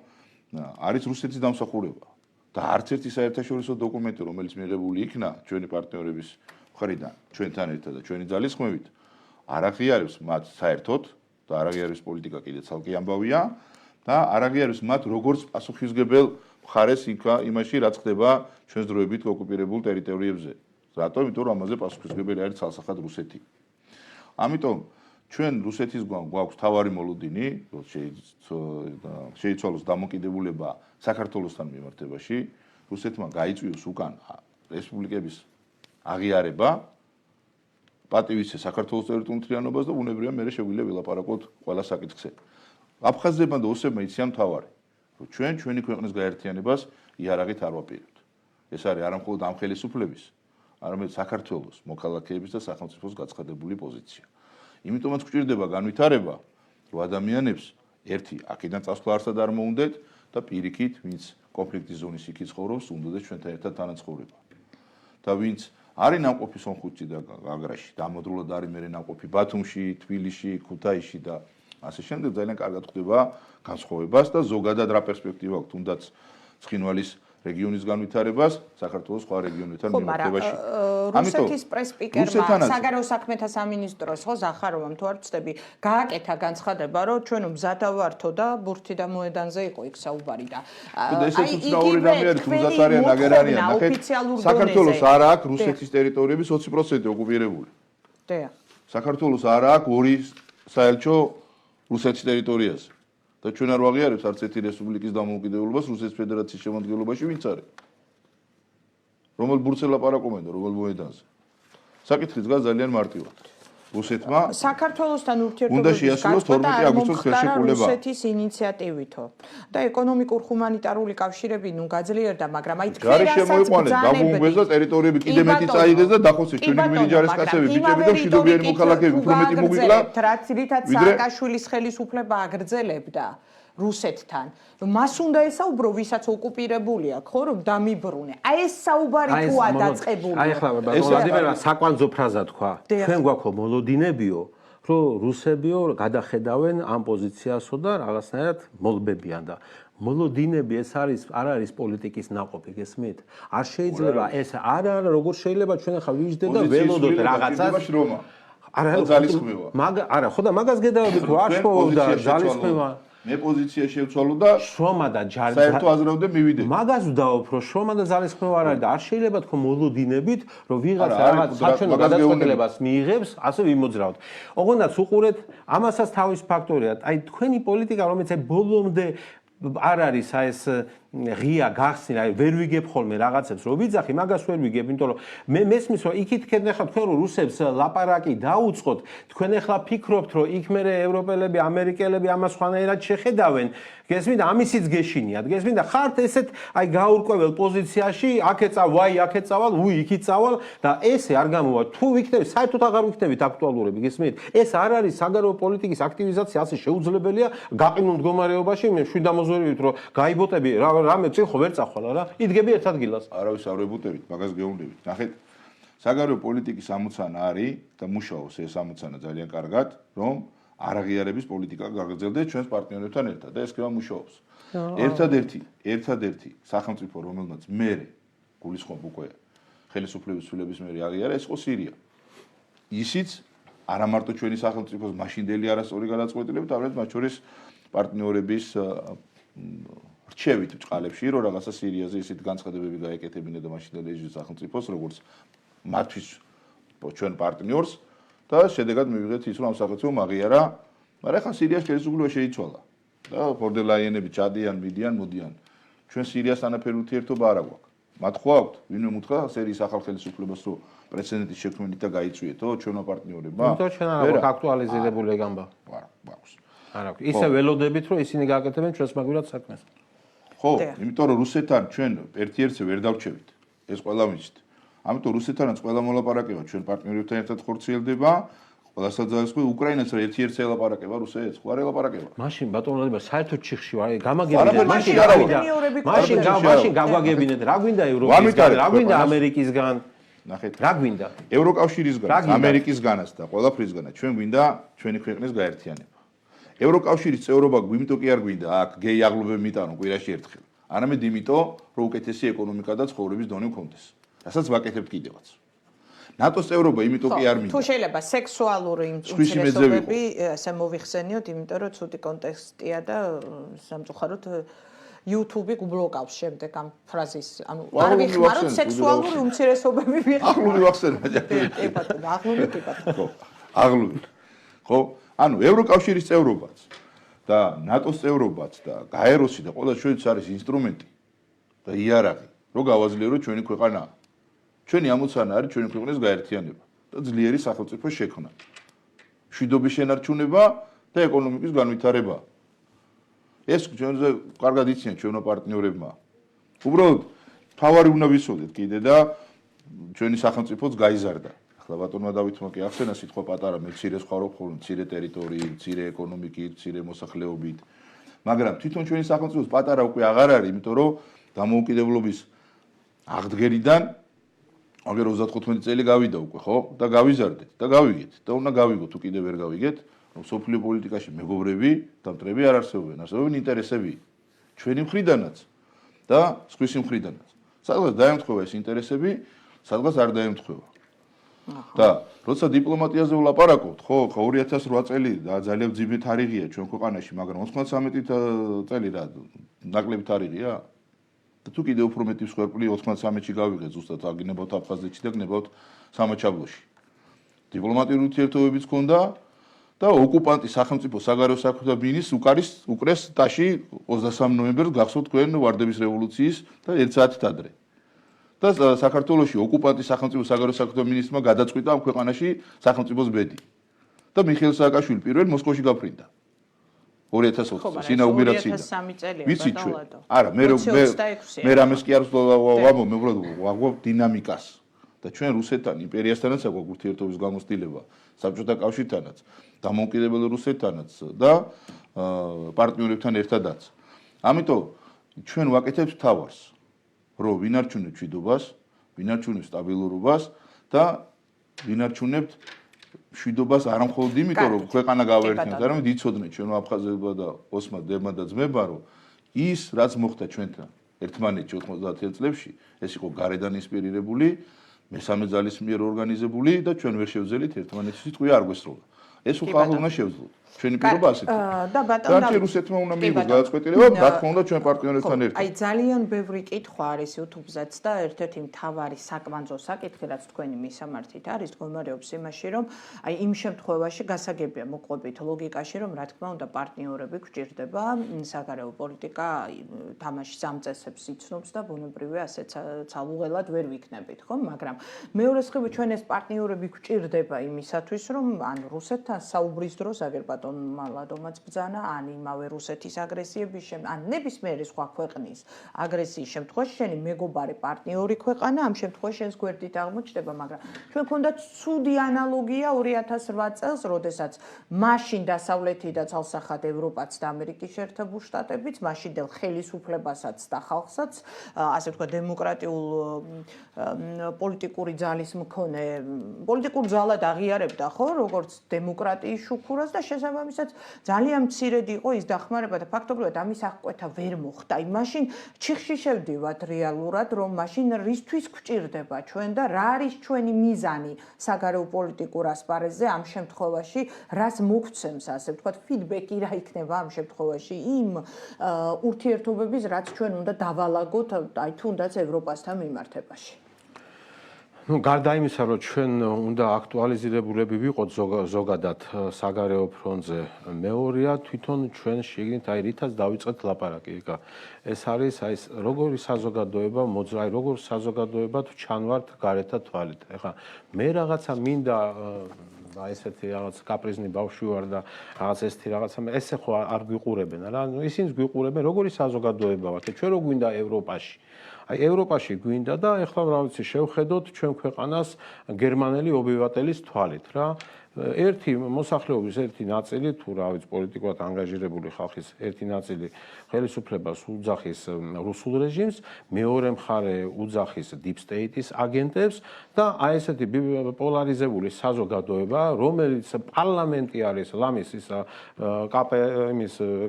KPSS-ი რო იყო კომპარტიის ცენტრალური კომიტეტის ყრილობასავით არის ეს პარლამენტი, გასაგებია რომ ისინი ბევრი დანაშაულია ოპოზიციის მხარესაც, გასაგებია, მაგრამ პასუხისგებლობა ხომ ხელისუფლებაზე, ჩვენ რომ აი ესეთ მოუდში ვართ ეხლა და ხალხმა ვერ გაიგო რა გვინდა, ხან იქით გვინდა, ხან აქეთ გვინდა, ხან ეკონომიკური კეთილდღეობა გვინდა, ხან ის გვინდა, ხან ეს გვინდა და რა ვიცი ვერ გაიგო ამ ხალხმა ვინა ვართ, რა საზოგადოება, როგორ შევდექით ესეთ საზოგადოებად, რომელიც რა ვიცი ერთ დღეს გაიღვიძა ვიღაცამ და თქვა რომ იცი რა ეხლა ცოტა ადრეა ჩვენ რაღაც 2023 დავისვენეთო. ხო და ეგ არ მოსულა გესმით? აი ეგ არ მოსულა და აქტუალიზირება იმას ნიშნავს, რომ აი შენ რა ვიცი სწორად გააგებინო, მათ ჯერ ესეთი იცოდე საზოგადოება შეთანხმდეს მართლა რა უნდა და მე ეს გააგებინო გარე საზოგადოებას რა გინდა. თუ შენ არაფერი არ გინდა და რაღაც აი გადაგორებაზე ხარ, რაღაც ხო ეკონომიკური წინსვლა გეთანხმებით ეკონომიკური, ნუ ასე და ეკონომიკა იზრდება, გასაგებია, მაგრამ ამას თავისი მდგენელები აქვს, ყველა კაი მდგენელი არა აქ იცით თქვენ აქ. არის ომისგან გამოწვეული ფაქტორების და პარაზიტირების ელემენტის, მაგრამ ამას ხელს არ ვკიდებ, იმიტომ რომ ეს გვინდა ეს იმ შემთხვევაში შეიძლება მოხდეს ჩვენ არ გვინდოდეს. იმიტომ ეკონომიკას თავის წესები აქვს, დაუწერელი კანონები არის. ანუ ამის ზეგავლენას ჩვენ ასე ისე მაინც ვიგრძნობთ, მაგრამ ჩვენ როგორ მოძრავთ, როგორ საზოგადოება გარეთ რა? როგორ მოძრავთ, რა გვინდა, რა სავთხოვთ, კაცო ევროპაში რომ რა გვინდა? რა გვინდა ამერიკას რო ველაპარაკებთ, რა გვინდა? ხომ დავთქვათ, აი თქვენთან ეს გვინდა, რუსეთთანაც უნდა ველაპარაკოთ, კაცო, რუსეთსაც უნდა გავაგებინოთ, რა გვინდა? და ეს უნგრელმა ხონა გითხა ჩვენ არა უნდათ. არა, ყველა ის თქვენ დღეს დაიწყეთ. ის რაც ახლა სამებაში ხდება. უკვე მერამდენი დღეა. ეს ხო გასაგებია რა გვინდა ქართველებს. კი, ეს მაშინ ამას პარტნიორი რო გქვია. ბალტიის სამსახურში. ეს არის დიპლომატიის სკანდინავია. ეს დიპლომატიის მინისტრია, ვლადიმერ. ეს უნდა ჩაუწერო იმ ქვეყანას და იმ ხალხს. მის გამებს ათენებს პატრიარქ პატიო რომ ჩვენ რო ყოფილიყავით ხელისუფლებაში, არა, ჩვენ რო ყოფილიყავით ხელისუფლებაში, ამას იქვე აუნთებდით, ამას არ ჩავაწერინებდით, გესმით? იქვე აუნთებდით წითელს, იქვე ვიყურებდით. აქ კი არა რომ მოგვივიდა არ მოусვინეთ ჩვენი ელჩის განცხადებებს? მე რა მოусვე, შედეგი მინდა, ბატონ ვლადიმერ, მე შედეგი მინდა. ეს არის ერთი ექსპერტის დასკვნა, რომელიც დაწერა. თუ არც ეგ არ უნდა იწეროს. იმიტომ აქვს დიპლომატია, იმიტომ უხდით ხელფასს ამდენ საელჩოებს ვინახავთ, რომ ესეთი რამები არ ხდებოდეს. ეს დამაზიანებელი. კი, აქ იყო ეს ადამიანი ჩამოსული 2 დღე, შეხვდა ყველას, მოისმინა, გაიგო და წავიდა და სხვა რამე დაწერა. თქვენ გონიათ არ იცოდა რა უნდა დაეწერა და რა უნდა ეთქვა? ბატონ ვლადიმერ, მომისმენთ. მაგას ვამბობ, ნახეთ, აქ ხო შეეძლო ვინმე ერთი ადამიანი. მე დამნაშავ, მე დამნაშავეს. პარლამენტზე რასაც ამბობ თქვენ? თქვენ რო ბარიერი გადაგალახათ პარლამენტში ხო შემოხვიდეთ? რა თქმა უნდა შემოვიდა, აბა ისთვის რაღაც. ამას გეუბნებით. აბა თქვენ მითხარით ის სხვა ადამიანები, ვინც ფული დახარჯეს, მილიონები. ბარიერი გადაალახეს, მანდატები აიღეს. და 61 მანდატი მოუწია მაშინ ოპოზიციას, წარმოიდგინე. ძალაუფლების თითქმის 40% რაც არის ხო რეალური, რაც აიღეს. გარჩევნები რო არ გაყალბებულა და რომელ დაამტკიცეს ეს მტკიცებული ვერ დადეს, ეს ხო უკვე ჩვენს და თქვენს და ყველა სხვა. გავიგე ბატონო, ეს ადამიანები ვინ არ შემოუშვა პარლამენტში, ვინ უთხრა არ შეხვიდეთ, გარეთ დარჩით. რომ მე და თქვენ დებატებზე კი არ ვიკამათოთ, არამედ პროცესში ქუჩაში იყოს. პარლამენტში კი არ ქონდეს ეს დისკუსიები და ეკას დაველოდოთ, როდის დაგვიძახებს. თქვენ რო პარლამენტში იყოთ ახლა. იგივე საუბარი, იგივე კამათი, იგივე დისკუსია, ხო ისედაც მოგვიწევდა ეკას მოწვევის გარეშე. ხადია, მან მოყვებით კაცო და მე ვინ არიან ის აქტორები, ვინც დააფინანსეს, აფინანსებენ, დავალებებს აძლევენ. 61 მანდატი მიაღებინეს და მე უთხრეს პარლამენტში არ შეხვიდეთო. ვის დაუჯერა ძლის ხოვრებაში მანდატები და პარლამენტარობა რო ეღირსათ, რომ პარლამენტში არ შემოსულიყო. ხო გესმით რომ ამინდი მაინც თქვენ ხელისუფლებას ბრალდება რა რაც არ უნდა იყოს ვლადიმერ რაც არ უნდა იყოს მათი მაგრამ იგივე იყო 16-ში იგივე იყო 20-ში საერთოდ არ იყო რუსეთ-უკრაინის ომი 20-ის არჩევნები ხო გახსოვთ რა შედეგი დასრულდა შან მიშელის ჩამოსვლა ჯერ არ შემოსვლა მერე შემოსვლა ამ პროცესის მონაწილეები ხო თქვენც იყავით თქვენი პარტიაში ხო ხო დაიუყურეთ რაშიას ჩვენ უნდა ვიცოდეთ ჩვენ ქვეყანასთან მიმართებაში არსებობს ინტერესები რომელსაც ჩვენ ვერ შევცვლით ინტერესი იქნება აქ არეულობას ყველაფერს გააკეთებინო ჩვენც უნდა შევთანხმდეთ ვლადიმერ რა გვინდა ჩვენც უნდა შევთანხმდეთ იმ ხალხს უნდა გავაგებინოთ რა გვინდა გესმით არა სადღეგრძელოებით რომ ჩვენ გვინდა რაღაც ტერიტორიაზე მარტივად გეტყვით კი ნახეთ სადღეგრძელოები არის ჩვენ არ გვინდა ევროკავშირში წევრობა წელში მოხრილები ევროკავშირში არ შევალთ გამგები გაიგოს YouTube-მა რამე რო არ დაბლოკოს ჩვენ არ გავაუქმებთ ამ კანონებს და გვითხრან რატომ არ გვიღებენ ევროკავშირში ამ კანონების მიღების გამო და რო გავაუქმოთ მიგვიღებენ? გავიგე, მაგრამ უყურე დღეს ხო ფაქტია, მოცემულობა გვაქვს, რომ საზოგადოება არის გახლეჩილი, გვაქვს ბიპოლარული საზოგადოება. იქ ვიღაცა აფინანსებს ინტერესები არის, მაგრამ კაცო ხელისუფლებაში ხართ რა. ხო არ შეიძლება აი გაბუტვა, აი ჯერ დავიწყოთ აი ჯერ ამერიკას და ევროპას კი არ კაცო, შენია სატუებუტები, დასვიდა ლაპარაკს რა უთქოს. ისევ ბუტებით კაცო, ნახეთ. არა, რას ქვია ვისებია? პრემიერ-მინისტრი იყო ინიციატორი ამ დებატების, იცით თქვენ გახსნის. და არ ყოფილა გადაცემა. ბატონ ვლადიმერ, ციხეში იყვნენ, რავი, ყველა გამოიარა იმაზე. პარავოზივი ჩაიარეს ციხეში, ყველა ლიდერმა იმ პარტიების გაიარეს ციხე. რატო? რო გეთქვა. არა, ბიჭო, გასაგებია, მაგრამ ხო გაიარეს და ხო შეგიძლიათ. ხო შეგიძლიათ ციხის მაგიდაზე სხვა რამე დაგედოთ, კაცო. საუბარი დაგედოთ და გელაპარაკოთ. კანონს ხო ვერ გავაუქმებდით. რა შუაშია კანონს კაი? ბატონ დავით, თქვენ ნახეთ, თქვენ გაქვთ საშუალება მიხვიდეთ კომისიაზე, ილაპარაკოთ და იყოთ გარეთ. ან მეორე არჩევანი არ მიხვიდეთ? არ მისვლის გამო დაიჭირო. დაიჭირეთ ციხეში და შენზე ილაპარაკოს ყველა ფერში და თქვენ არ დაწერეთ ეკანონი. არა. გაგეუქმებინათ მაშინ. გაგეუქმებინათ აქ არ მისულიყო. კაც არ ლაპარაკებს გამო ციხეში დაწერებაცო. მიღებული იქნა შესაბამისი კანონმდებლობა და ცვლილებები სისხლისამართლის კოდექსში, იმიტომ რომ ჯერ კიდევ 1999 წელს შეიქმნა პირველი საგამოძიებო კომისია საქართველოს პარლამენტში. და იქაც ვინმე პოლიტიკოს მაშინ თავი რო არ ედებინა პარლამენტში კომისიის არ მისვლაზე მიიღეს კანონი 27 წლის წინ. მოდი ჩემთან. ნიკამელია მარიცოდა, გვარამია მარიცოდა, რა ჩემთან ანუ გექნებათ, მე იმიტომ რომ ახლა ციხე გამოვლინი პოლიტიკოსები გარეთ ხო არიან. ახლა რატო არ ლაპარაკობთ? არ ლაპარაკებით. როგორ არ ვლაპარაკებ? პოეტი გადაცემა ყოფილა რომ არ მისულიყავი. დებატებზე არ იწვევთ, თქვენ არ მიდიხართ დებატებზე. ახლაც აგერ ვადასტურებ. ზათავარ ნებისმიერ აქტზე, ნებისმიერ თემაზე, ნებისმიერ პოლიტიკოსთან დიალოგზეც, დებატზეც, კამაცეც, ასტაკასტო გამოსვლაზეც. ვისაც გაგიხარდეთ, სადაც გაგიხარდეთ, მითხარით და მოგონდა ვილაპარაკო. კი ბატონო. პირდაპირ ეთერში მე რა არის ფიქრობ რომ რაღაცა რო არ ამოჭრა მიტონა დამოჭრა. კი ბატონო. გადაცემა ბოლოსკენ უნდა წავიყვანოთ. მოდით ბატონ დავით, შევაჯამოთ დღევანდელი გადაცემა. ის ძირითადი გამოწვევები, შემდეგ მე ინტერაქტივსაც წარმოგიდგენთ, მაგრამ გვაქვს ჯერ კიდევ დრო და ამიტომ კიდევ შეუძლია ჩვენს მენელს და მაყურებელს რომ აღნიშნულ ტელეფონის ზარზე დააფიქსიროს თავის პოზიცია. ეთანხმები თუ არა რომ რუსეთთან დიპლომატიური ტიპის საუბრები უნდა დაიწყოს. სამი ვერსიას დიახ, მიჭირს პასუხის გაცემა და არა, ზარი უფასოა, თქვენ შეგიძლიათ რომ თქვენი პოზიცია დააფიქსიროთ და შევაჯამოთ გადაცემა, შევაჯამოთ ჩვენი ძირითადი, მე რაღაცნაირად სწორედ ამიტომ მიუძღვენი ამ თემას, რომ პატრიარქი თვითონ სიმბოლურად და აი ეს გამოწვევები, რაც ამ დღეებშიც ცალსახა იყო, რაღაცნაირად აი ეს ბოლო 4-10 წლეულის სიმძიმეს ატარებდა და ერთ-ერთი უმნიშვნელოვანესი იყო სწორედ ის ომები, ჩვენი ურთიერთობები რუსეთთან, ოკუპაცია, შემდეგ დასავლეთი და საბოლოო ჯამში მაინც საქართველოში საზოგადოებრივი აზრის ფორმირება თუ ნებისმიერი ქვეყნის საშინაო პოლიტიკა პირდაპირ მასშია და გადაჯაჭვული არის საგარეო პოლიტიკურ თქვენ დამეთანხმებით და ალბათ ყველა ნორმალურად მოაზროვნე ადამიანი, ვისაც კოგნიტური უნარები განვითარებული აქვს, რომ ჩვენ ვართ ისეთი გეოპოლიტიკური სურათი გვაქვს გეოგრაფიიდან გამომდინარე, ჯერ მხოლოდ რაღაცნაირად ვერ ავწდებით ამ ფაქტორს. კიდევ ერთხელ რომ შევაჯამოთ თქვენი მოსაზრებები და თქვენი, ასე ვთქვათ, პროგნოზებიც, ცოტა უმადური საქმეა პოლიტიკაში პროგნოზები, მაგრამ მაინც საით მივდივართ. მეც იქიდან დავიწყებ, რა თქვენ ბრძანეთ, რომ აი პატრიარქს ვაცლებთ ბოლო გზაზე და თან გავატანეთ დარდი.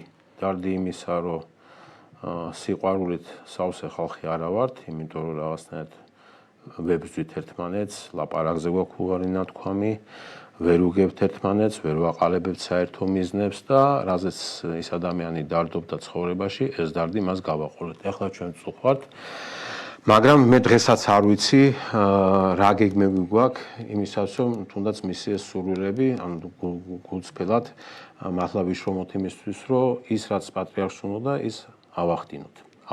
მათ შორის ქვეყნის ტერიტორიული მთლიანობის ნაწილში. იმიტომ მაგას ვჩივი ვარ, რომ აი ამ მიმართულებით გადასადგმელი ნაბიჯები ბევრია და ეს ნაბიჯები არ იგრძნობა. შემდეგ, რაც ვთქვით, გარეთ ვერ ვიმოძრავებთ ისე თუ შიგნით საზოგადოება ვერ შევთანხმდით და ვერ ვიმოძრავებთ ცივილურად. რო ვიძახით ჩვენ, რომ ვართ ევროპის ნაწილი, ევროპის წიაღში შექმნილი ქვეყანა და ასე შემდეგ, ჩვენ ხო ესე არ მოქმედებთ, ესე არ მოძრაობთ და რა თქმა უნდა მე პრეტენზია როგორც ხელისუფლებასთან მაქვს, ისე მაქვს ოპოზიციასთანაც, ხო აბა პარლამენტი რისთვის აგვაქვს, ან რისთვის ვატარებთ არჩევნებს, არას დავატარებთ ამ ხალხს ამ არჩევნებზე, რაზე ვაწვალებთ თუ მათი ნება არ იქნება გამოხატული და ეს ხო შევთანხმდით, რომ ესე უნდა ვიცხოვროთ, პარლამენტში უნდა იყოს ჩვენი წარმომადგენლები და იქ უნდა ვიპოლემიკოთ, იქ უნდა ვიღვაწოთ და იქ დავანახოთ რა არის ტყუან მართალი, გავარჩიოთ ვინ მართალია, ვინ უკეთესია, ვინ უარესია და ამას არ ვაკეთებთ. ცხადია იქ პრობლემა არის და რაც შეეხება როცა ამაზე გაქვს პრობლემა და შიგნით არ გაქვს კონსენსუსი, ვერ თანხმდები, მე გარეთაც გიჭირს მოძრაობა, იმიტომ უჭირს ქართულ ოცნებას გარეთ მოძრაობა, რომ პრინციპში ყველას ინტერესებს არ წარმოადგენს, გესმით? აი თვითონ აი გარიყა იმ ხალხის ნაწილი და ვიღაცებს ის დაარქვა, ვიღაცებს ეს დაარქვა და რაღაცნაირად ჩახსნა აი ის ხალხი, რომ პრინციპში ხელისუფალია, ის ყველას ხელისუფალია, ხო? და მე გარეთაც უჭირს მოძრაობა და საგარეო პოლიტიკაში მე იმდენი ხარვეს ხედავ, რომ მე არც ვიცი შესწევს თუ არა ქართულ ოცნებას ძალა იქ რამე შეცვალოს, იმიტომ რომ აი ეს გაფეილების მთელი კასკადი არის, აი რაც ავთქვი 2000 მე სიმართლე გითხრა მანამდეც პრეტენზიები მქონდა აი მათ შორის აი ევროინტეგრაციის ნაწილში როგორც მოქმედებით, მაგრამ მას მე აი ეს კასკადი შეცდომების და ეს ჩავარდნა საგარეო პოლიტიკის ეს პრობლემაა. მადლობა ბატონ დავით, ბატონ ლადო, 2 წუთი გაქვთ და უნდა დავასრულოთ გადაცემა.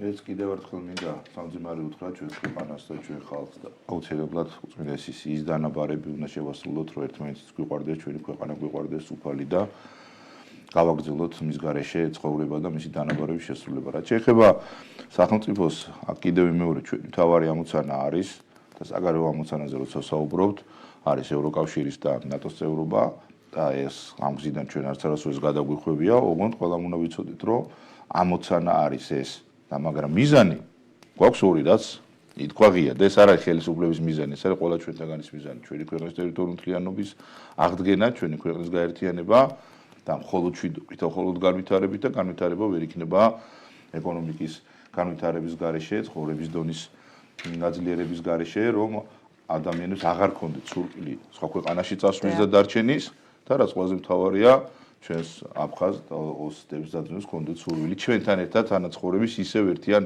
საქართველოში და ამის ნებისთვის ყველაფერს გავაკეთებთ. რაც შეეხება იმ უსამართლო დამოკიდებულებას, რაც არის ჩვენი ქვეყნის მიმართ ხელისუფლებაზე არ საუბრობ. სამწუხაროდ ეს დამოკიდებულება მე ვფიქრობ გაგრძელდება მანამ, ვიდრე გაგრძელდება რუსეთ-უკრაინის ომი. მადლობა. ეს ომი დასრულდება, ეს დამოკიდებულება შეიძლება და მე გამოსდება. მადლობა ხმას მალე დასრულდეს, რომ დავინახოთ უფრო მკაფიოდ კონტურები, მაგრამ თავარი უნდა ვიცოდეთ, რომ ჩვენ ყოველთვის დავიცოთ ჩვენი სახელმწიფო და ჩვენი ხალხის ინტერესებს. მადლობა. ხაზაში არ უნდა ვიყოთ, მხოლოდ უნდა ვიმოქმედოთ. რა თქმა უნდა, ალბათ მოქმედება და კვლავ მოქმედება, ხო? მოძრაობა ბატონმა ილია ჭავჭავაძემ ბრძანა და ვფიქრობ, რომ ეს ძალიან მნიშვნელოვანია. ვფიქრობ, რომ ხელისუფლება აუცილებლად იმოქმედებს სწორედ ამ მანდატის ფარგლებში, საზოგადოებრივი მხარდაჭერის მანდატის ფარგლებში. მაშასე ეთანხმებით თუ არა რუსეთთან დიპლომატიური ურთიერთობების და საუბრის აღდგენას 1086 ზარი შემოვიდა პირდაპირ ეთერში 98% ამბობს რომ დიახ დრო არის საუბრის დაწყების 2% კატეგორიულად გამორიცხავს ხოლო თავშეკავებაზე 0 იყო ზარი ასეთ იყო დღევანდელი ინტერაქტივი ასეთ იყო საზოგადოების დამოკიდებულება როგორც ჩანს როგორც თქვენ ამბობდით არის ეს მზაობა საზოგადოებაში რომ ყოველ შემთხვევაში ეს რაღაცნაირად ავტომატურ ბმაში არის ჩვენთვის მნიშვნელოვანი საკვანძო პრობლემის გადაწყვეტაში, რასაც ჩვენი უწმიდესი და უნეტარესი აწლეულების განმავლობაში ამბობდა. ჩვენი აფხაზეთი და ჩვენი სამაჩაბლო საქართველოს ტერიტორიულ მთლიანობაში, ჩვენი სამშობლოს ტერიტორიულ საზღვრებში უნდა დაბრუნდეს. ძალიან დიდი მადლობა.